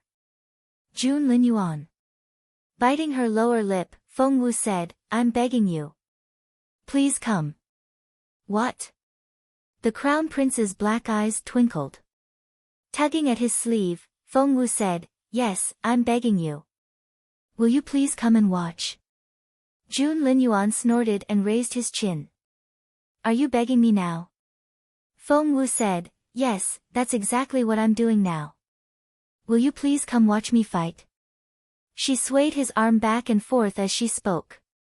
The handsome teenager crossed his arms behind his back and raised his chin. He might look arrogant, but anyone who knew him well could see that he was gloating. Clearing his throat, he said, Since you asked so sincerely, I suppose I can spare some time and go watch the battle that day. How could he sound so reluctant when he was filled with joy? The corner of Feng Sun's mouth twitched. Chaoga and Qiuling exchanged looks, and both felt perplexed. Feng Xiaoqi lowered his head and bit his lip. She's my sister, even His Royal Highness can't take her away from me. At that thought, Feng Xiaoqi threw a dirty look at June Linyuan. Well. Feng Sun grinned when he saw the look on Feng Xiaoqi's face, and he rubbed the boy's head. What? Are you not happy, little guy? Feng Xiaoqi grunted like a wolf cub. Feng Sun found him amusing. Patting the boy on the shoulder, he said, "Boss Jun is going to look after your sister from now on, and that's a good thing. No one will dare pick on her again." Feng Xiaoqi gritted his teeth. "I'll protect my sister." "Well, aren't you an ambitious little thing? However, it'll be a while before you can do that." "Hey, where are you going?" "Practice." Feng Xiaoqi stormed off. Feng Wu didn't notice Feng Xiaoqi's reaction, because something else just occurred to her. "Hey, do you guys know Rong Yang, the alchemist?" Feng Wu asked. Feng Sun looked at her. "What do you need him for?" Feng Wu said, "To forge a sword." Chapter 1292, Rainy Autumn Mountain. Ever since Feng Wu started working on Fallen Star swordplay, her flaming sword was no longer powerful enough. Twice in a row, her inadequate weapon had almost led to her downfall. She said, "I have some Fallen Star iron on hand, and I need his help to forge my Fallen Star sword. I've looked everywhere, but I still can't find him." Rong Yang was the best alchemist in the Junwu Empire, and his expertise was in forging weapons. Feng Wu couldn't think of a better candidate for the job. Feng Wu had been searching for him for a while.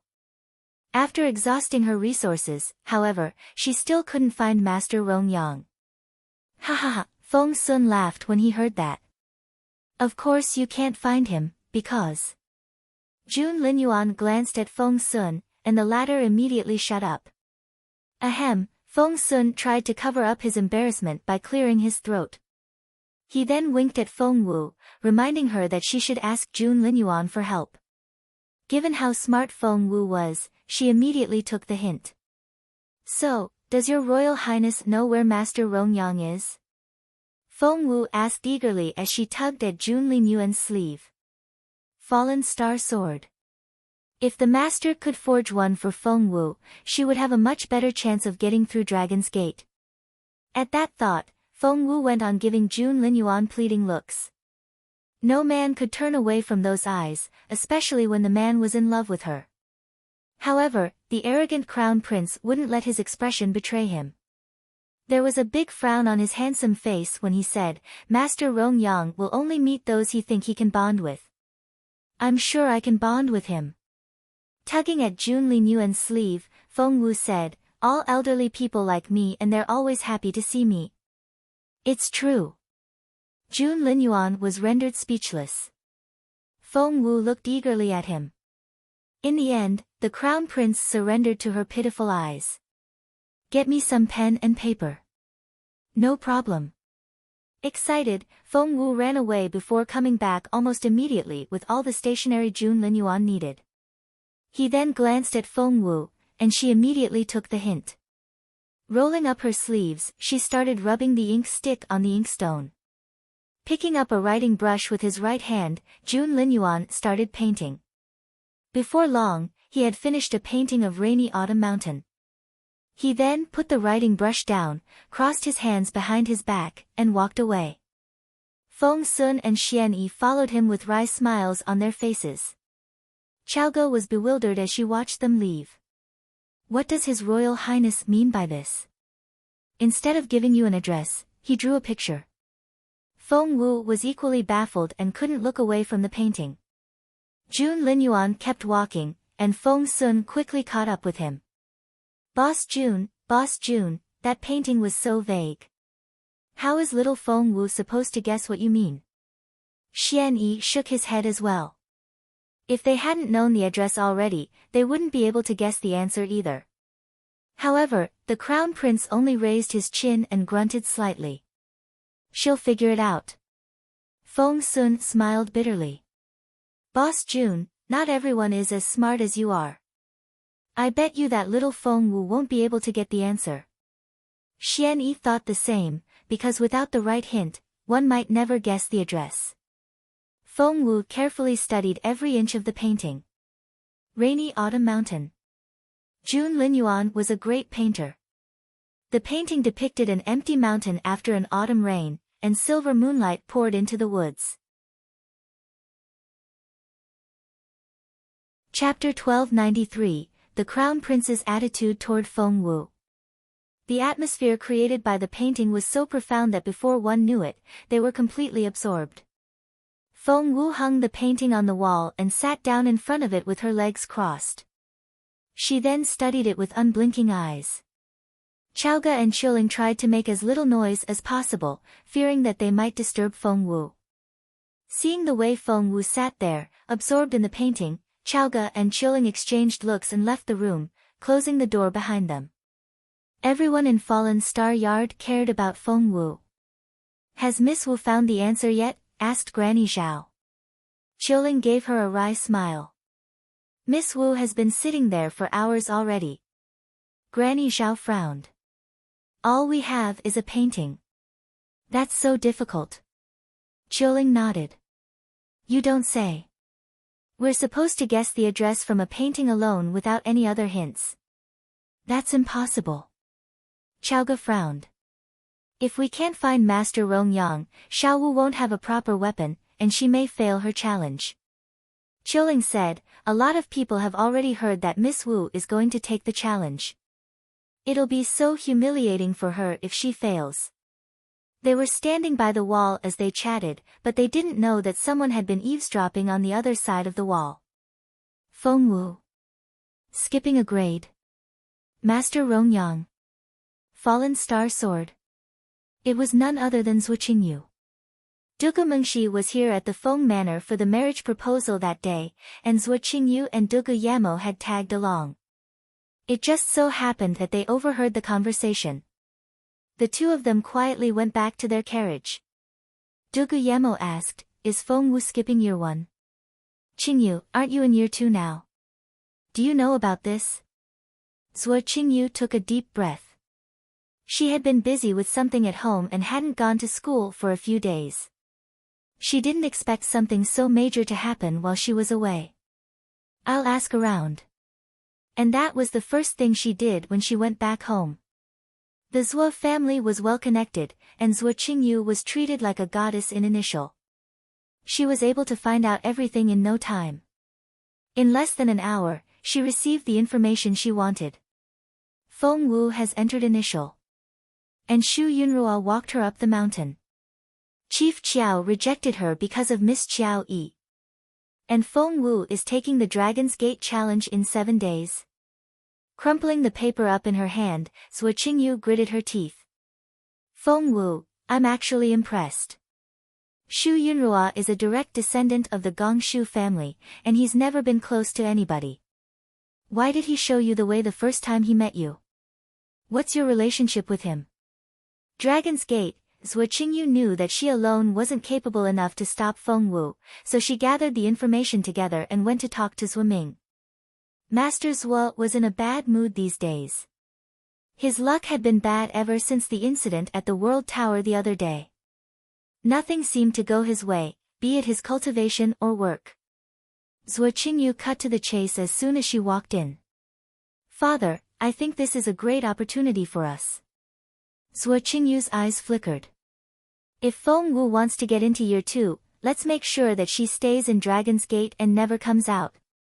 Zhuo Ming felt a phantom headache as soon as he heard Feng Wu's name. Chapter 1294, The Answer.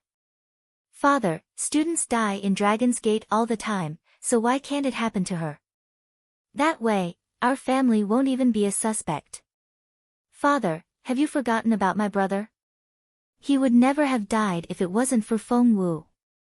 "Father, have you forgotten about His Royal Highness' attitude toward Feng Wu?" Of course Zhuo Ming remembered everything. He even suspected that his bad luck recently had something to do with the Crown Prince. The thought of the Crown Prince taking Feng Wu's side alone was enough to infuriate Zhuo Ming. "Father, there's also my sister," that was the last straw.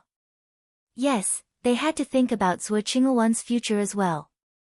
If the Crown Prince really was in love with Feng Wu, what should Zhuo Qingwan do? The Zhuo clan had invested everything in Zhuo Qingwan. Feng Wu had to die, and they were willing to pay any price for that to happen. There was a cold look in Zhuo Ming's eyes. "What's your plan?" He looked at Zhuo Qingyu. He had realized that this daughter of his was becoming better and better at formulating strategies. She might actually lead this family to prosperity. Zhuo Qingyu lowered her voice and whispered in Zhuo Ming's ear. She didn't say much, but everything was to the point. All of Zhuo Qingyu's connections were in the younger generation, so she had to ask for her family's help. After some consideration, Zhuo Ming said yes. Zhuo Qingyu flushed, and her eyes flickered with excitement. Qingyu, if your plan works, I'll make sure you're properly rewarded for it. Zhuo Qingyu put a hand on Zhuo Qingyu's slim shoulder and praised her. Zhuo Qingyu rubbed her hands in excitement. Dad, I'm a part of this family, and it's my duty to make it prosper. Although I'm a girl, it doesn't make me any less devoted to this family. Good. Zhuo Ming felt elated and conflicted at the same time. He had plenty of sons, but the two daughters were the best. Zhuo Ming said, talk to Uncle He. He'll give you all the help you need. Feng Wu had no idea that the Zhuo family was already on to her. Night had fallen, but she was still looking at the painting. She couldn't understand why she still couldn't find an answer. There was a spring, some giant rocks, and flowing water. And an eagle soared in the sky. There was also a pine tree, a Chinese parasol, and a ginkgo tree. She could hear Qiuling's low voice outside the door. Watch it. Don't let the fruit fall. The noise will disturb Miss Wu. Qiaoge asked, how about I cut down this tree? Qiuling shook her head. Don't. Miss Wu brought it all the way here from the highest peak. All of a sudden, an idea struck Feng Wu like a bolt of lightning. She was enlightened. Feng Wu had been an avid reader since she was little and had memorized the names of all the places in the Zhenwu Empire. Her eyes lit up. If that soaring eagle referred to the highest peak, she remembered that there was a valley near that peak known as Three Trees. It was a very straightforward name. A pine tree, a Chinese parasol, and a ginkgo tree. Feng Wu looked around the painting and saw that those three trees were indeed the only distinctive ones. Feng Wu let out a breath of relief. Finally, she had found the answer. Jun Linyuan was indeed a very clever man. By then, the sky was already turning light. Chapter 1295, Boss Jun, do you like Feng Wu? Squeak. Feng Wu pushed the door open and came out. Qiuling and the others cried out in surprise. Miss Wu, there you are. Qiaoge asked excitedly, Xiao Wu, have you figured it out? Feng Wu looked at the other members of Fallen Star Yard. None of them had gotten any sleep the night before, and they all looked rather pale. No matter how difficult life was in the outside world, these lovely people would always be there for her. Feng Wu felt much more reassured whenever she thought of them. Yes, I have. I'm going to Three Trees Valley now.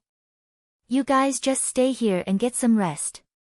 Feng Wu jumped onto her horse and sped off. Xiao Wu, I'm going with you. Qiaoge left after Feng Wu. Put that painting in a safe place and don't lose it. Feng Wu shouted. As soon as she left Fallen Star Yard, the Crown Prince's residents heard the news. In the Crown Prince's study, the Crown Prince sat quietly at his desk with his legs crossed and his eyes closed. The candle cast shadows on his face, and his sculptured profile was stunning. While the Crown Prince and Xian Yi were cultivating, Feng Sun was restless. He walked around in circles and kept mumbling to himself. Can Xiao Wu figure out that riddle or not? Boss Jun, are you sure that painting isn't too difficult? There are so many distracting elements in it. Gosh, I hope she didn't stay up late. Sleep is so important for girls her age. Irritated, Xian Yi snapped at him. Don't you worry. Little Feng Wu is very smart. I'm sure she'll figure it out in 3 days. Feng Sun pulled a long face. But Boss Jun always hides a cultivation technique in each of his paintings. She won't be able to figure out the answer before she learns the technique. Xian Yi nodded, because that was true. Feng Sun and Xian Yi turned to Jun Linyuan in unison. The crown prince still sat there, looking unperturbed. He then said indifferently, "She's going to figure it out before the end of the day." Feng Sun and Xian Yi smiled bitterly. If she had to learn the technique before figuring out the answer, there was no way. "Your Royal Highness." A man dressed head to toe in black walked into the study. The crown prince said, "What?" The man said, "Miss Feng Wu has figured out the answer and is on her way to Three Trees Valley." "What?" Feng Sun jumped to his feet and yelled, "Are you sure? She really figured out the answer?" The man said quietly, "Yes." "OMG!" Feng Sun cried out. So, it took little Feng Wu less than a night to learn the technique and figure out the answer? He was utterly amazed by her amazing sense of perception. Xian Yi nudged Feng Sun with an elbow to make him look at Jun Linyuan. Feng Sun looked up involuntarily and saw their boss Jun smiling. His eyes twinkled and there was obvious pride on his face. "Boss Jun, do you like Feng Wu?" Feng Sun blurted out the question. The proud look instantly vanished from Jun Linyuan's face. He stared at Feng Sun with his cold, piercing eyes. Chapter 1296. Luckily, it was her. "Get out of my sight, both of you." Crossing his hands behind his back, Jun Linyuan left the study while Feng Sun and Xian Yi looked at each other in bewilderment. They exchanged looks of amazement. "Boss Jun didn't beat me up this time." "Do you want to get beaten up?" "I don't, but the last time I asked him that question, he reacted much more violently. I think he's handling it much better now. I'll ask him again next time." Despite Boss Jun's pride, Feng Sun had much more confidence in the couple now.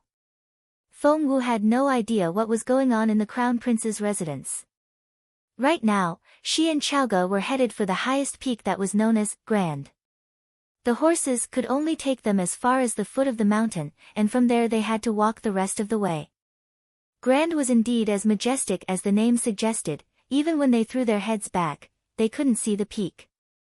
The climb up the mountain was strenuous and dangerous, but that didn't stop Feng Wu and Chaoga. They started early in the morning and reached the top at noon. Once they were there, they saw a valley on the other side, which was 3 trees. "Wait."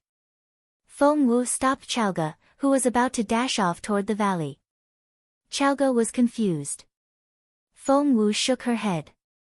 "Not many people know that Master Rongyang is living in seclusion here, but I'm sure he's set up some sort of defense system. We have to be careful in the woods here." She then gave Chaoga a mask. "This mask can stop you from breathing in miasma as well as neutralize other types of toxins to some extent." After making some preparations, they entered the woods. At first, the ground was mainly covered in bushes, and they could still see the sun. As they went further in, however, the trees grew taller, and the thick canopy blocked out the light. It became dimmer and dimmer. "Something feels off. My heart is racing." Chaoga looked around, feeling alarmed. Feng Wu pointed out, "It's too quiet." "That's right." Realization struck Chaoga. "It's way too quiet. We should at least hear some birds or animals, but nothing has made any noise. This silence is so creepy. Why is that?" Studying the plants, Feng Wu narrowed her eyes. "You'll soon find out." "Huh?" Chaoga was confused. Just then, Feng Wu grabbed Chaoga's hand and cried out, "Run." Instinctively, Chaoga followed Feng Wu's instruction and took off as soon as she heard her command. She looked over her shoulder a moment later, only to see some bright green poisonous gas rushing toward them. "What's this?" "It's the miasma." Feng Wu lowered her voice. "We must outrun this miasma. That's the only way we can survive to meet Master Rongyang. These woods form a formation. Luckily, I'm still able to see through it, so just follow me." Feng Wu led the way and Chaoga followed close behind. "Run, run, run." Chaoga watched as Feng Wu made her way straight ahead. There were bushes, streams, giant rocks, and even cliffs in her way, but Feng Wu kept pushing forward. Anyone else would have questioned Feng Wu's judgment and stopped. Luckily, this was Chaoga. Chapter 1297, Sorry about that. Chaoga had always trusted Feng Wu unconditionally. She would jump off a cliff if Feng Wu told her to, let alone run through some obstacles. However, it was only after Chaoga had jumped off the cliff that she realized that it wasn't a cliff at all, but a 1-meter-high wall. With Feng Wu's guidance, the two of them ran out of the woods in less than 15 minutes. Chaoga looked over her shoulder again and saw that the miasma had vanished. Phew, that was close. Chaoga let out a breath of relief. I would have been dead by now if I were on my own. No, you wouldn't. Feng Wu smiled. The miasma isn't lethal. It's more like a threat than a killing weapon. Let's go. Once they were out of the woods, the journey afterward was much easier. After following a wooden plank path that was several kilometers long, Feng Wu and Chaoga stopped outside a courtyard. It was a quiet and simple courtyard with a broken plaque above the front gate. They could faintly make out one of the characters on it, which said, Rome. It was a 3-tiered courtyard, but they didn't know what it was like inside, because they were stopped at the front gate. Stop! A stalwart man resembling a big tower bellowed at them. With that word, he struck at Feng Wu. The power was almost savage enough to split the sky open. Feng Wu stumbled back with Chaoga, and only stopped after backing away 7 steps. How savage! With one look, Feng Wu saw that the giant was too strong for her to confront head-on. After some calculations, Feng Wu realized that she wouldn't be able to withstand 3 strikes from this man. Just then, there were quick footsteps from inside, and someone soon walked up to Feng Wu. Hey, Feng Wu, what are you doing here? It was Zhuo Qingyu. The Zhuo family. Feng Wu looked from the dilapidated courtyard to Zhuo Qingyu, and her face turned grim. What are you doing here, then? Feng Wu retorted, this couldn't be a coincidence. Zhuo Qingyu couldn't just happen to be here on the same day as them. Zhuo Qingyu smiled. My family needs a favor from Master Rongyang, and I thought I could just tag along. Feng Wu nodded. Zhuo Qingyu added, Xiao Wu, since we're so familiar with each other, I guess I can let you in on a secret. My family is here to ask Master Rongyang to forge a weapon for us. Feng Wu frowned. To forge a weapon? Even a master like Rongyang couldn't make 2 formidable weapons at once. Feng Wu only had as little as 6 days left. Was the Zhuo family doing this on purpose? Feng Wu bit her lip so hard that it almost bled. Feng Wu could control her temper, but not Chaoga. She shoved Zhuo Qingyu. You're doing this on purpose, aren't you? You knew that we were coming to see Master Rongyang, so you came here first. You sleazy bitch. Chaoga was so angry that she wanted to hit Zhuo Qingyu. However, Zhuo Qingyu was a more capable cultivator than Chaoga was, and she easily pushed Chaoga away.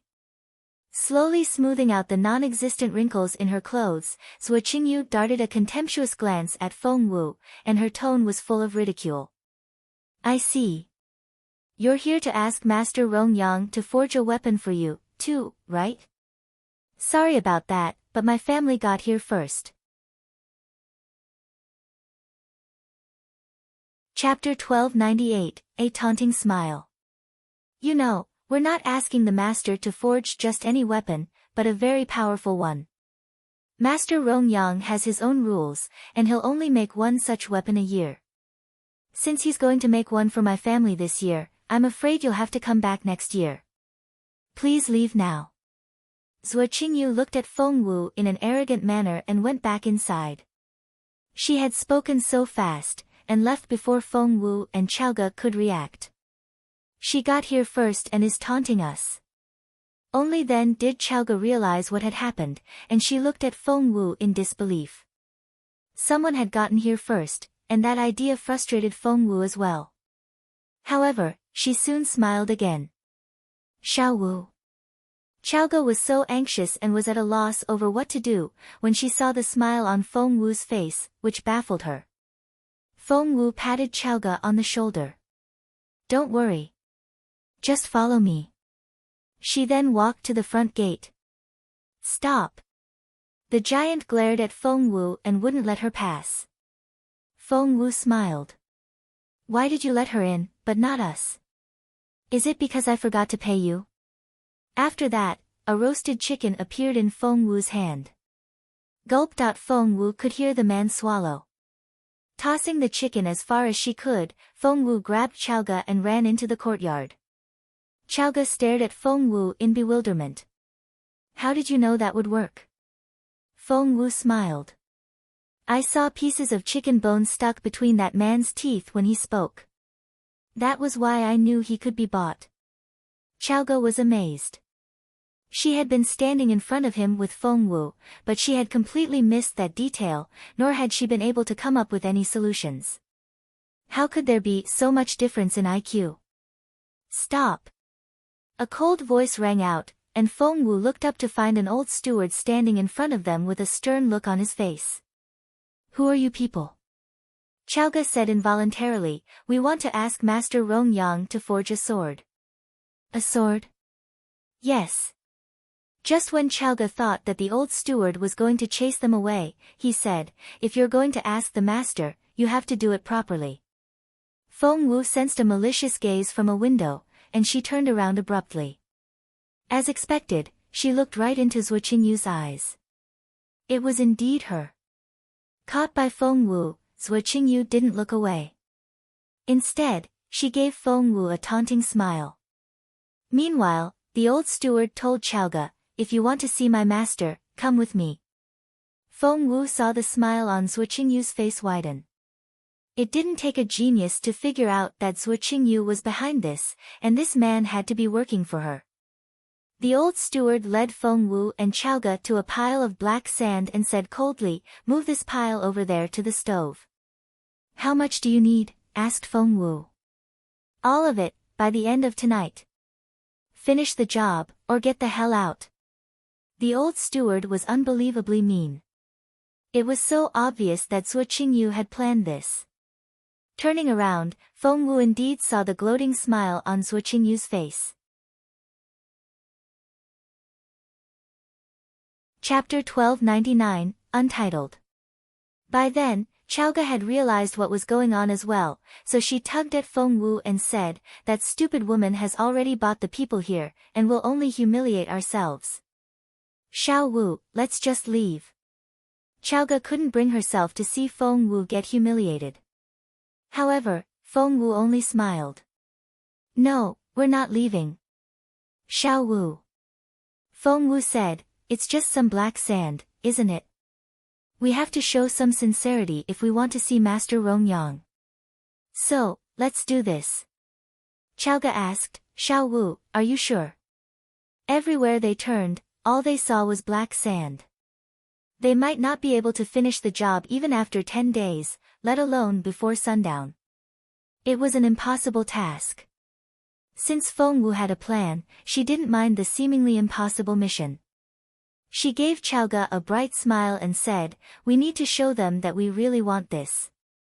Let's get to work." Zhuo Qingyu had been standing by the window the whole time so that she could laugh at Feng Wu. However, she was utterly dumbfounded when she saw Feng Wu start working without hesitation.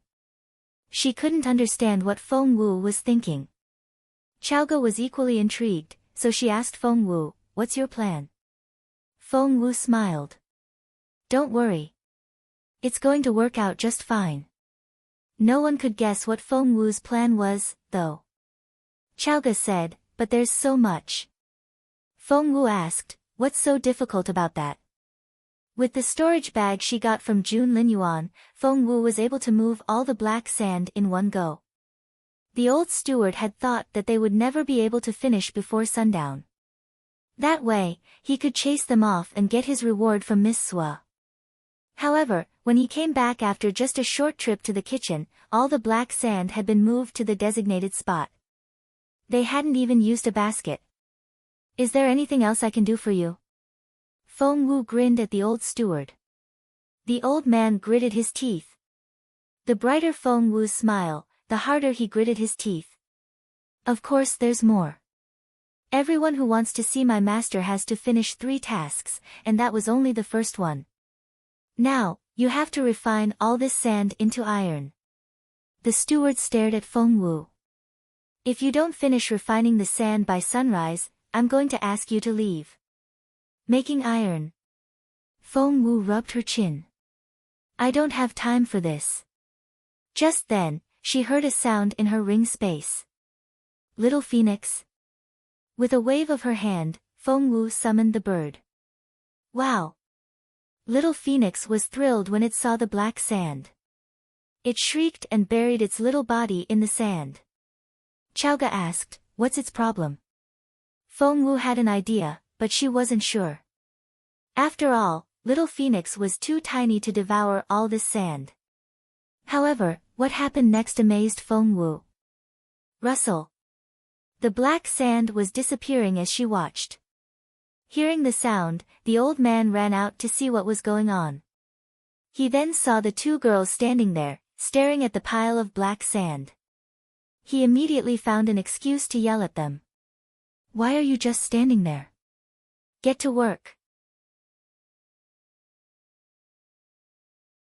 Chapter 1300, Untitled. However, before the old steward could say anything else, the amount of black sand began to decrease as he watched. Why was it decreasing? What was going on? To his astonishment, as the black sand disappeared, refined iron started to appear on the ground, and the iron had clearly been purified with fire. What is going on here? The old steward couldn't believe his eyes. The black sand couldn't just turn into refined iron all by itself. Shrugging, Feng Wu pointed at something in front of them. See for yourself. The old steward's eyes widened. He saw a small, fist-sized bird swallowing the black sand. However, it was doing something else at the same time. As it ate the sand, refined iron came out its other end. The old steward watched this in astonishment. That was impossible. He couldn't believe it. He stared at Feng Wu. This bird can refine the sand just like that. What was more, it didn't even need to take a break. As its beak opened and closed, refined iron just kept coming out of its rear. Before long, there was a whole basket of it. It was the purest refined iron. As a matter of fact, Feng Wu hadn't seen this side of Little Phoenix before either, and it was an eye-opener as well. However, she only smiled mildly and said, that's how we do it at my place. Is it not done the same way here? The same way? Of course not. No one else had an iron refining bird at home. Otherwise, the iron refiners would go out of work. The old steward anxiously picked up a piece of iron and examined it. He almost passed out at what he found.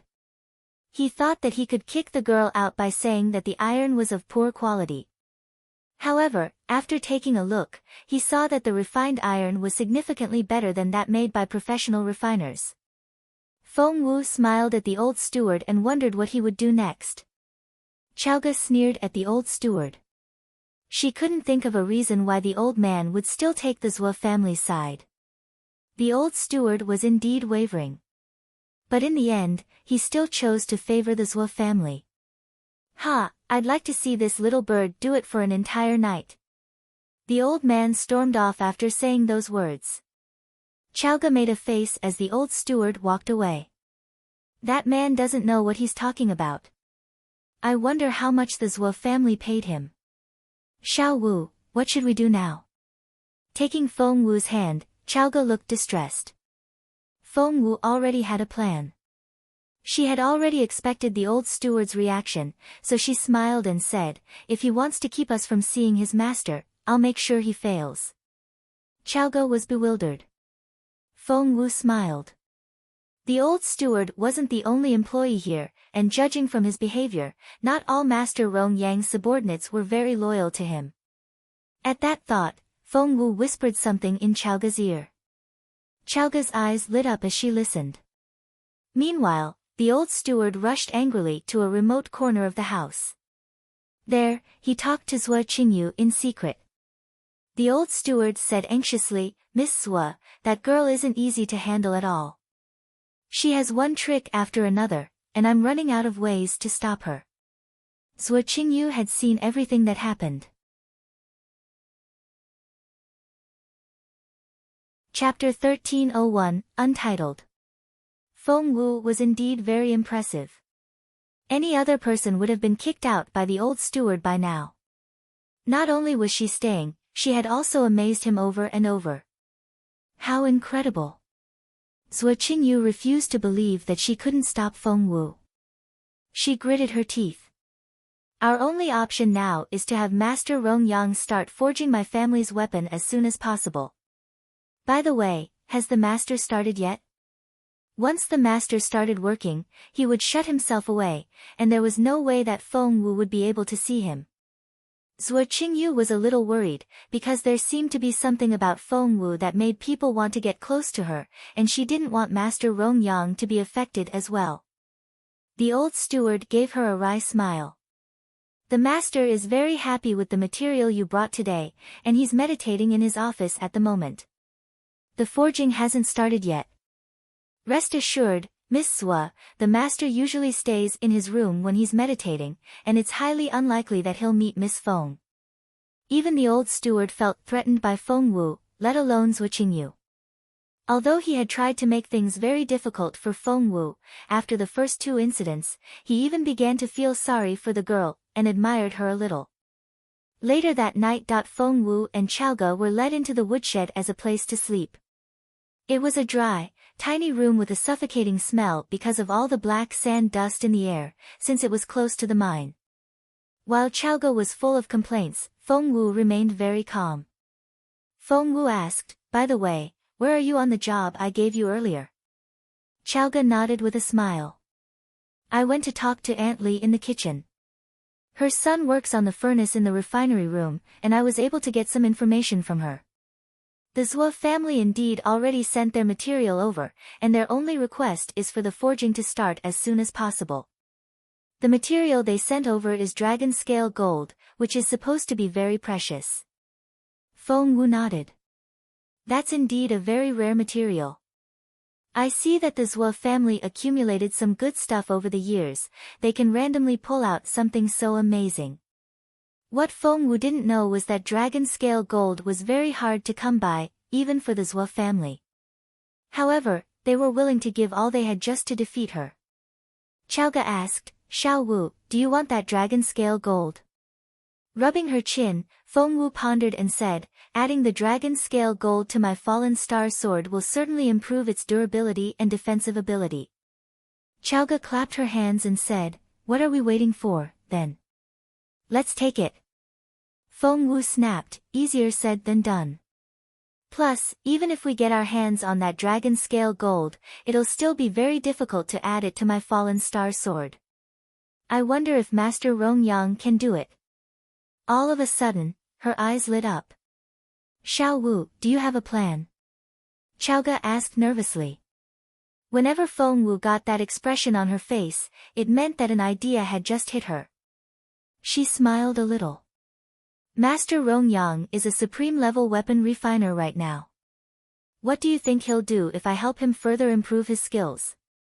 Chaoge smacked the table excitedly. "I would love to see that happen if I were him." Feng Wu nodded with a smile. Chaoge then asked, "Xiao Wu, do you know how to improve Master Rong Yang's skills?" Feng Wu shook her head, still smiling. That baffled Chaoge, and she wondered what Xiao Wu's plan was. Chapter 1302, Untitled. While Chaoge was still feeling bewildered, Feng Wu rose to her feet and headed for the door.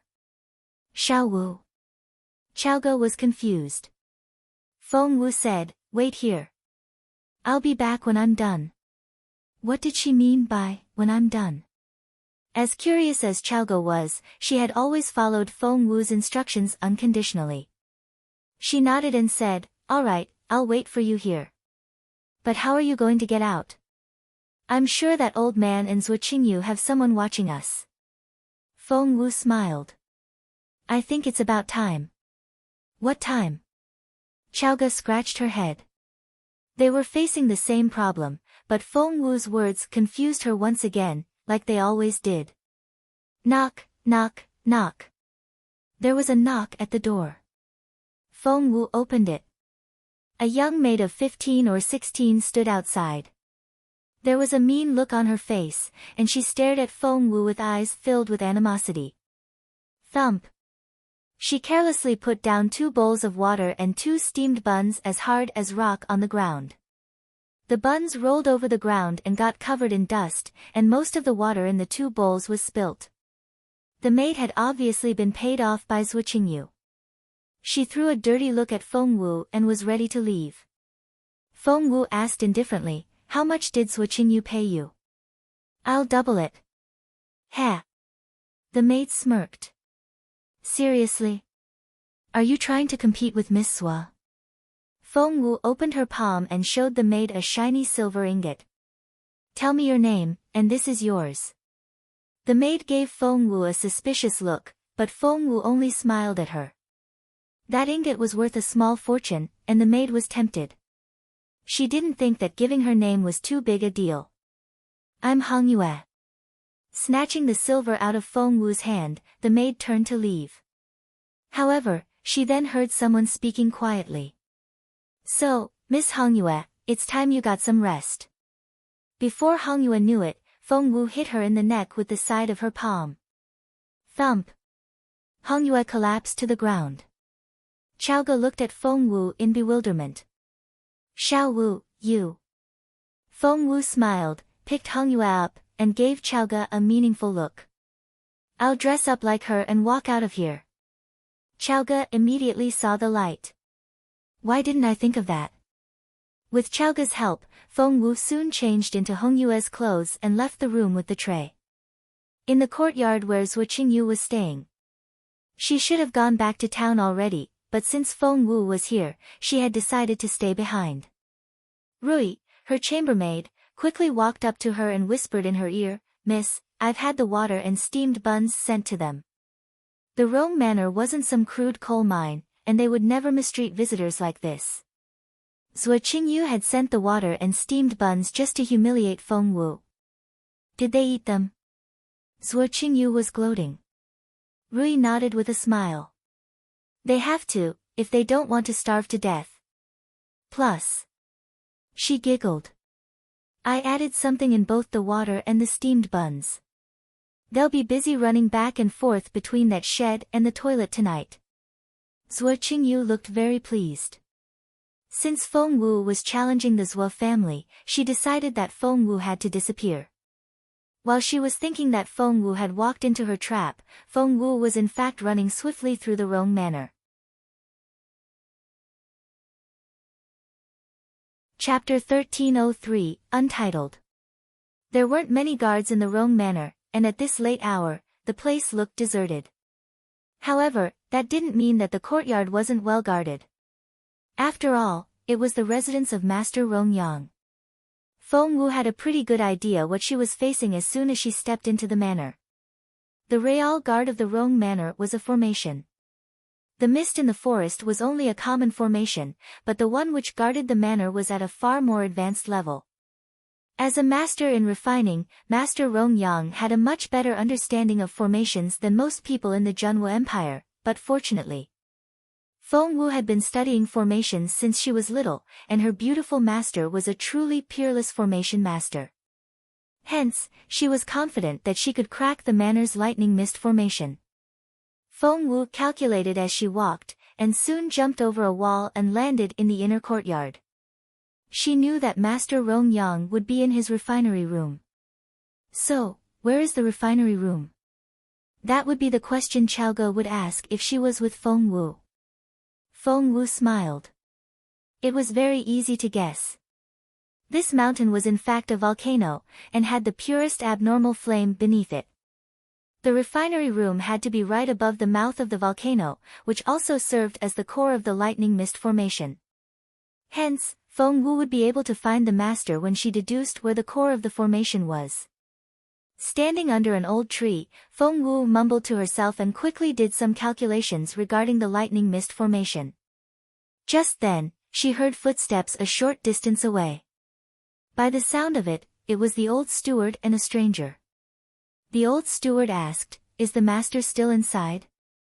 "The master hasn't come out since he went inside." The old steward asked, "Is the master studying the dragon scale gold the Zhou family brought?"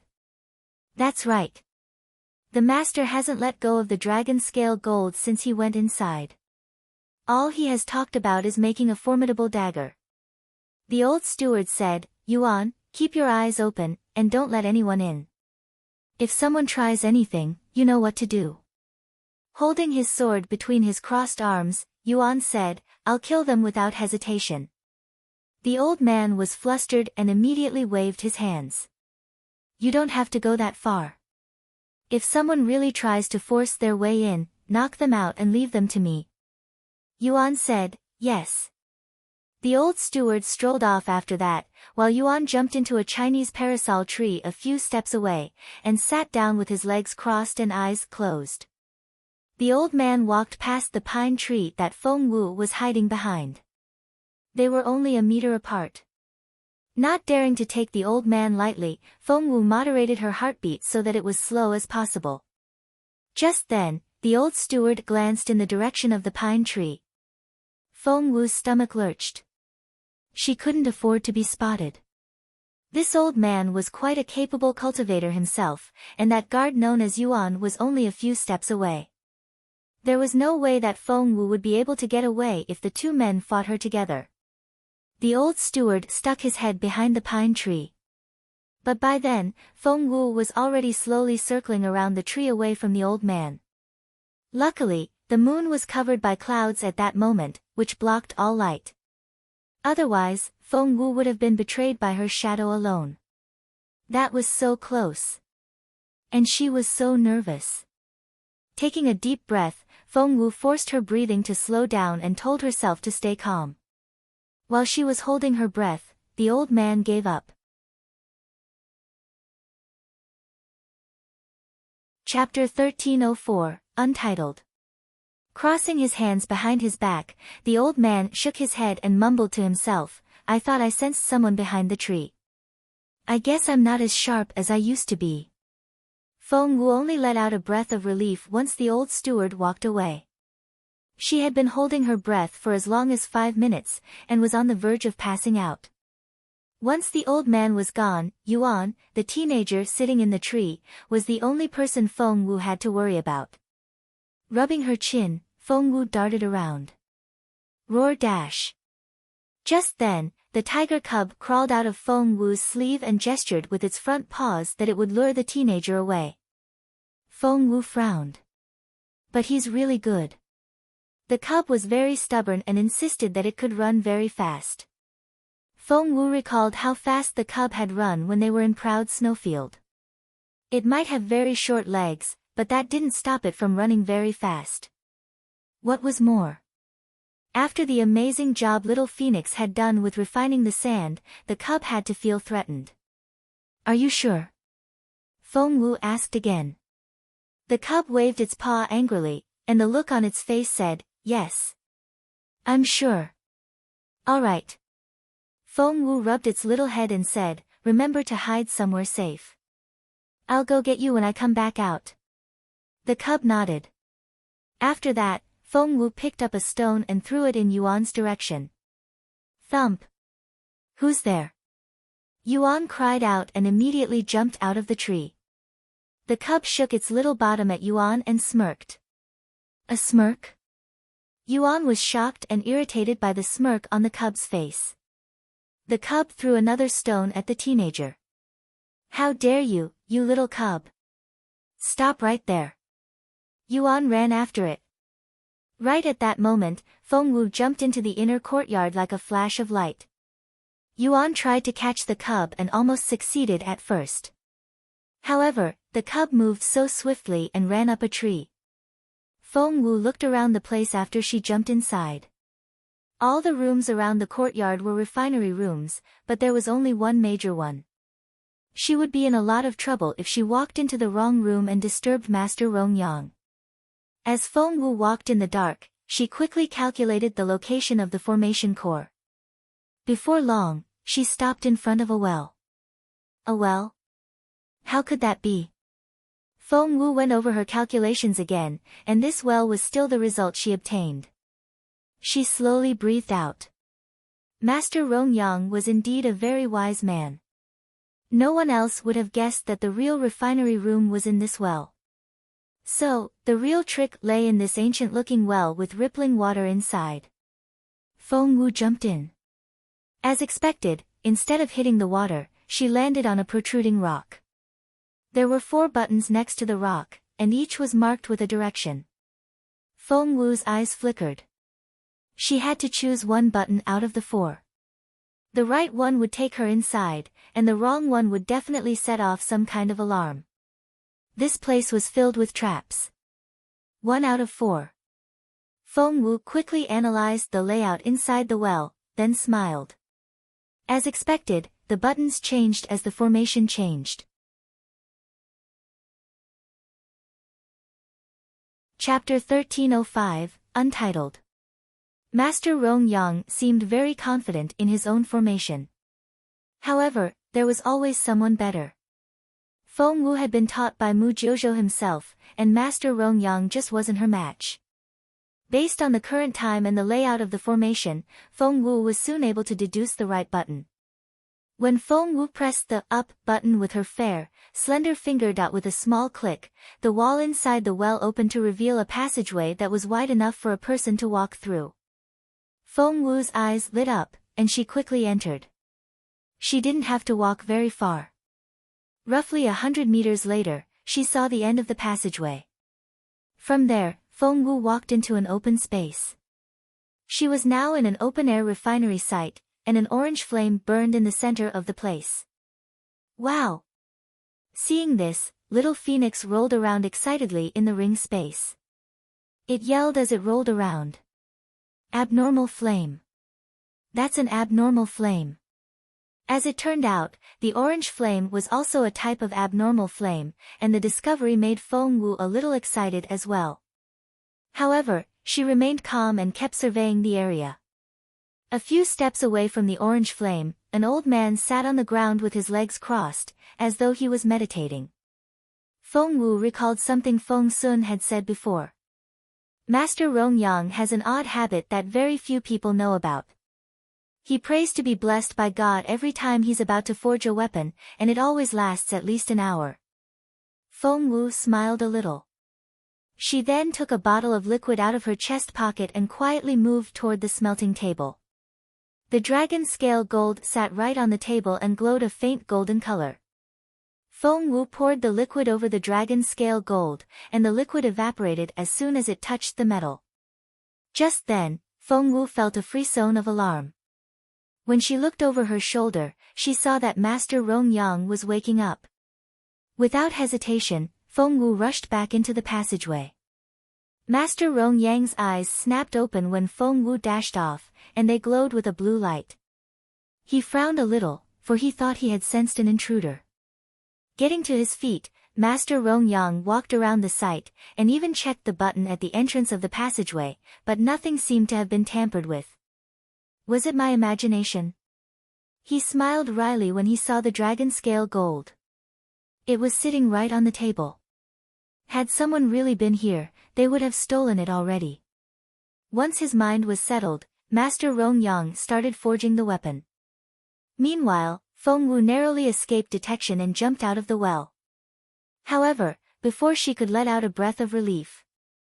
Who's there? Yuan, who had been keeping guard in the tree, shouted and leapt in Feng Wu's direction. Just then the cub meowed a few steps away. Yuan paused and turned in the cub's direction in bewilderment. Feng Wu took the opportunity to flee. She moved as swift as a shooting star. Luckily, she knew formations very well and had learned the layout of the courtyard like the back of her hand. Anyone else would have been caught by now. Soon, she returned to the woodshed. Whoosh! She pressed her back against the door after she entered, and let out a breath of relief. Chaoga was also relieved to see Feng Wu back. Chapter 1306, An Accident. Xiao Wu, you're back. Why did you run so fast? Is someone chasing you? Feng Wu smiled. It's okay. I've thrown off the person already. She rubbed the cub's head as she spoke. She didn't expect the little thing to be so clever. Not only did it mimic a cat, it also did a great job. So, did you get what you want? Seeing how happy Feng Wu was, Chaoga knew that she had probably succeeded. Feng Wu nodded. Don't worry, Zhuo Qingyu won't get what she wants. Chaoga had no idea what Feng Wu had done, but she trusted Feng Wu, like she always had. 1 day, 2 days, 3 days. Feng Wu was idle for the next few days and watched little Phoenix as it refined the sand. And on the 4th day, Chaoga felt that she couldn't wait anymore. Nudging Feng Wu with her elbow, she asked, "Didn't you say that it was going to be all right? Why isn't anything happening?" Feng Wu was equally confused. Based on her calculations, it should have happened by now, and she wondered what was going on. Despite her thoughts, Feng Wu didn't let them show. Instead, she smiled and said, "Just wait and see. If I'm right, it's going to happen soon." What's going to happen soon? The old steward showed up out of the blue, followed by Zhuo Qingyu. The old man had a serious look on his face while Zhuo Qingyu gloated. She walked around Feng Wu and grinned in satisfaction. "Feng Wu, why are you still here?" Feng Wu didn't reply, so Zhuo Qingyu went on, "Didn't I tell you already? Master Rong Yang is making a formidable dagger for my family, and there goes his quota for the year. If you knew any better, you should have left by now. There's just no point in staying here." Chaoga flared up before Feng Wu could say anything. She glared at Zhuo Qingyu and said, "Shut up. No one wants to listen to you." "Oh my, isn't it Duan Chaoga, Feng Wu's little minion?" Zhuo Qingyu pointed at Chaoga with her whip. "Your master hasn't said anything yet. Why are you yelling at me?" Chaoga was infuriated. On guard, Feng Wu narrowed her eyes. "Master?" It was obvious that Zhuo Qingyu wanted to drive a wedge between Feng Wu and Chaoga. However, Chaoga wasn't the type to take the bait. "Zhuo Qingyu, go to hell." Chaoga charged at her. Right at that moment, that giant man put himself in front of Zhuo Qingyu and glared at Chaoga with eyes as big as lanterns. Feng Wu stopped Chaoga. The stalwart man was known as Tuo and was much stronger than either of them. Fighting him wouldn't do them any good. However, Zhuo Qingyu wouldn't let it drop. "Feng Wu, why aren't you saying anything? Have you given up already? I see that Miss Zhuo doesn't have anything better to do." Feng Wu gave her a half-smile. "If that's the case, why don't you pay more attention to your formidable weapon?" Feng Wu had been feeling a little guilty for destroying the precious dragon scale gold, but after she saw Zhuo Qingyu's attitude, all her guilt disappeared. "What about my dagger? Master Rong Yang's working on it." Zhuo Qingyu gloated. "If things go to plan, he'll be finished by the end of the day." "What? Are you jealous?"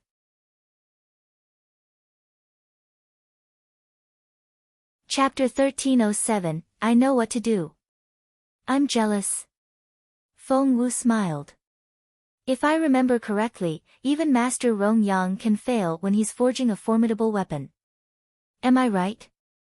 Zhuo Qingyu sounded very confident when she said, "I wouldn't worry if I were you. Master Rong Yang is the most outstanding refiner, and with his efforts, the dragon scale dagger is going." Just then, boom! There was the sound of a loud explosion. They turned in unison, only to see heavy smoke rising up into the sky. Feng Wu was thrilled. This was what she had been waiting for, albeit it was happening later than she had expected. What was that? What happened? Where is it? If I'm not mistaken, isn't that where Master Rong Yang forges his weapons? Everyone was speaking in astonishment. The old steward had dashed off already, and Zhuo Qingyu immediately ran after him. Let's go have a look. Grabbing Chaoga by the arm, Feng Wu led her in that direction as well. The explosion was so loud that all hell had broken loose in the wrong manner, as everyone rushed to the inner courtyard. Feng Wu arrived there to find dark smoke billowing and flames leaping out of the well. Cough, cough. Supported by his servants, Master Rong Yang scrambled out of the well. His hair was disheveled and partially scorched, and the fire had left holes in his clothes, which made him such a sorry sight. The old steward rushed over to steady Master Rong Yang. Master, master. The master felt weak and was panting a little. He then pointed at the well. My forging materials, quickly. The old steward wanted to go inside, but the smoke was simply too thick. Even just moving a little closer to the well brought tears to his eyes, let alone climbing down into it. Other people also tried, but as soon as they got close, the smoke and fire forced them back.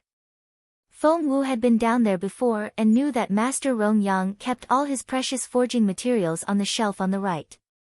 Feng Wu found it such a waste of an opportunity if she didn't make good use of the situation. She took out a mask and handed it to the old steward. Put this on. It'll keep the smoke out. It was the same kind of mask Feng Wu had given Chaoga in the forest previously. The old steward wouldn't believe Feng Wu and glared at her. You shouldn't be here. Go away. Someone, take her. What if it works? Feng Wu smiled at the old steward. Are you sure you don't even want to try? The old steward was flustered. Feng Wu was still smiling. Doesn't Master Rong Yang have a lot of precious materials down there? She had seen them herself and knew that they were indeed very precious. Just try it. By then, Master Rong Yang had finally returned to himself. He glanced at Feng Wu and told the old steward, give it a try. All the materials would be lost if they didn't try, but what if they succeeded? The old steward threw a dirty look at Feng Wu, but in the end, he still snatched the mask out of her hand and handed it to Yuan. Try it. Yuan quickly put the mask on.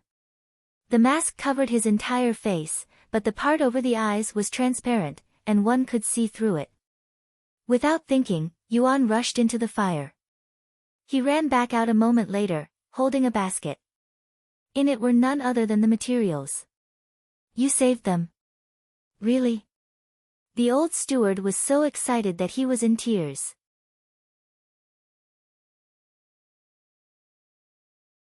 Chapter 1308, What If? Yuan looked equally excited. Taking off the mask, he told the old steward, this mask is great. With it, I don't have to worry about getting smoke in my eyes, and I can run around freely in the fire. The old steward couldn't help but glance at Feng Wu. He was surprised that the girl's mask had worked. Master Rong Yang glanced at Feng Wu as well and said, I've never seen her here before. The old steward had no choice but to introduce Feng Wu to Master Rong Yang. She's Feng Wu from the imperial capital, and she wants you to build a weapon for her. The mention of her request brought a frustrated look to Master Rong Yang's face. God! He heaved a long sigh. How am I supposed to forge anything when my work area has been destroyed? What if I can extinguish the fire for you? Feng Wu smiled at the master. The old steward glared at Feng Wu. Who gave you permission to speak? Shut up. Master Rong Yang waved him off. He shook his head and gave Feng Wu a wry smile. Kiddo, I can't even put out the fire now, let alone make any weapons. If this goes on, the magma may pour out of the opening. He sounded frustrated when he said, when that happens, all of Three Trees Valley will be burnt to the ground, to say nothing of this manor. At the mention of that, Master Rong Yang gave the old steward the instruction, take everyone down the mountain now. Was he going to give up on the Rong manor? Master! The old steward looked panicked. The fire from the magma was such a rare resource, which contributed greatly to Master Rong Yang's achievements. Just go, the master waved his hand and said grumpily. The old man was very open-minded and had made such a life-changing decision as easily as snapping his fingers. Feng Wu looked at the old man in admiration, but she felt guilty over what she had done as well. Master Rongyang. Feng Wu stepped out again and looked earnestly at Master Rongyang. What if I can put out the fire? Those words shocked everyone. Put out the fire? You? The old steward stared at Feng Wu so hard that his eyes popped out. Do you know how many cultivators who specialize in the water element we've sent into the well? Even they can't stop the fire. Zhuo Qingyu stepped out as well and stared coldly at Feng Wu. Miss Feng, if you can't give them any help, the least you can do is step aside and let them do their job. Other people wouldn't believe Feng Wu either, but she only smiled and turned to Master Rongyang. If I don't try, the fire will spread to destroy the manor, the valley, and even the entire mountain. How can you be so sure that you can put out the fire? Zhuo Qingyu glared at Feng Wu. Feng Wu smiled. What if I succeed? Zhuo Qingyu said, You. Master Rongyang looked from Feng Wu to the basket. She had said the same thing a moment ago, and the basket of materials had been saved. While everyone else was still questioning Feng Wu, the master smiled at her. If you really want to try, go ahead. Be careful down there. Master Rongyang had agreed. He actually believed that an ignorant girl like her could extinguish this great fire. Master. The old steward wanted to say something, but Master Rongyang stopped him.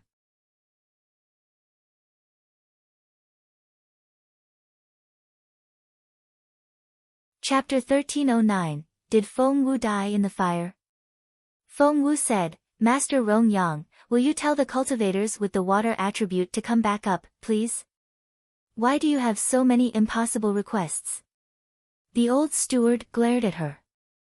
However, to his surprise, Master Rongyang agreed. Everyone was speechless. Feng Wu cupped her hands at Master Rongyang before jumping into the well.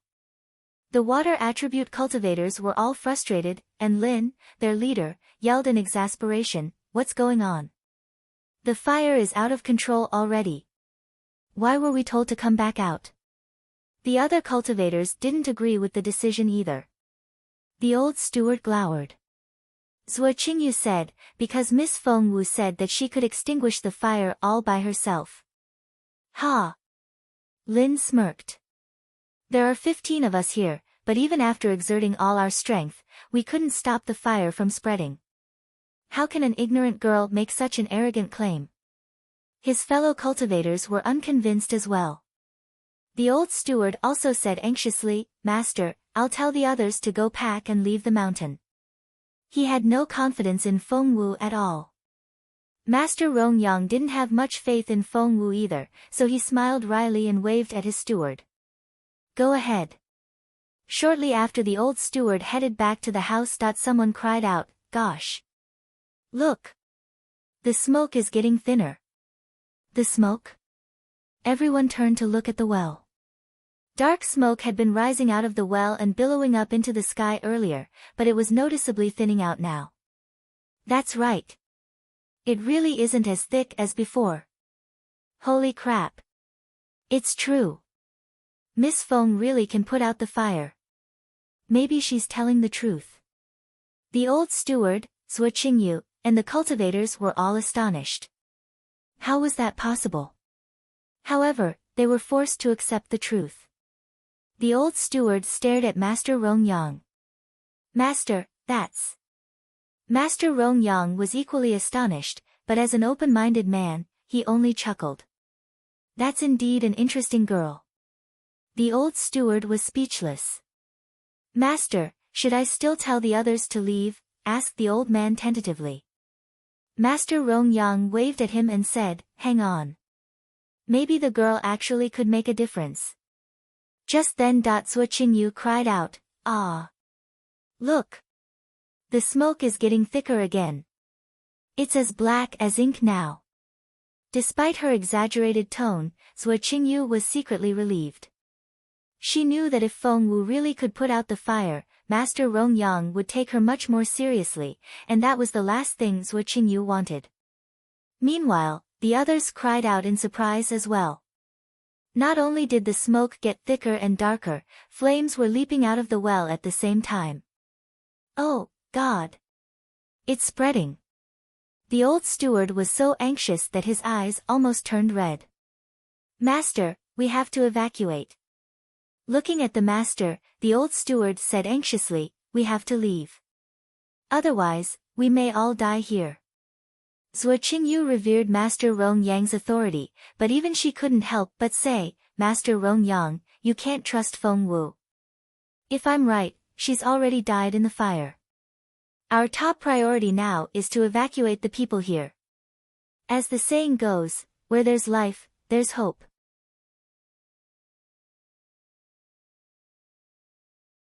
Chapter 13:10, Tie Her Up.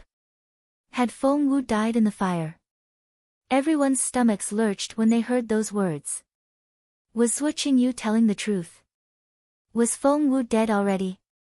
Of course not. At that moment, Feng Wu was actively putting out the fire.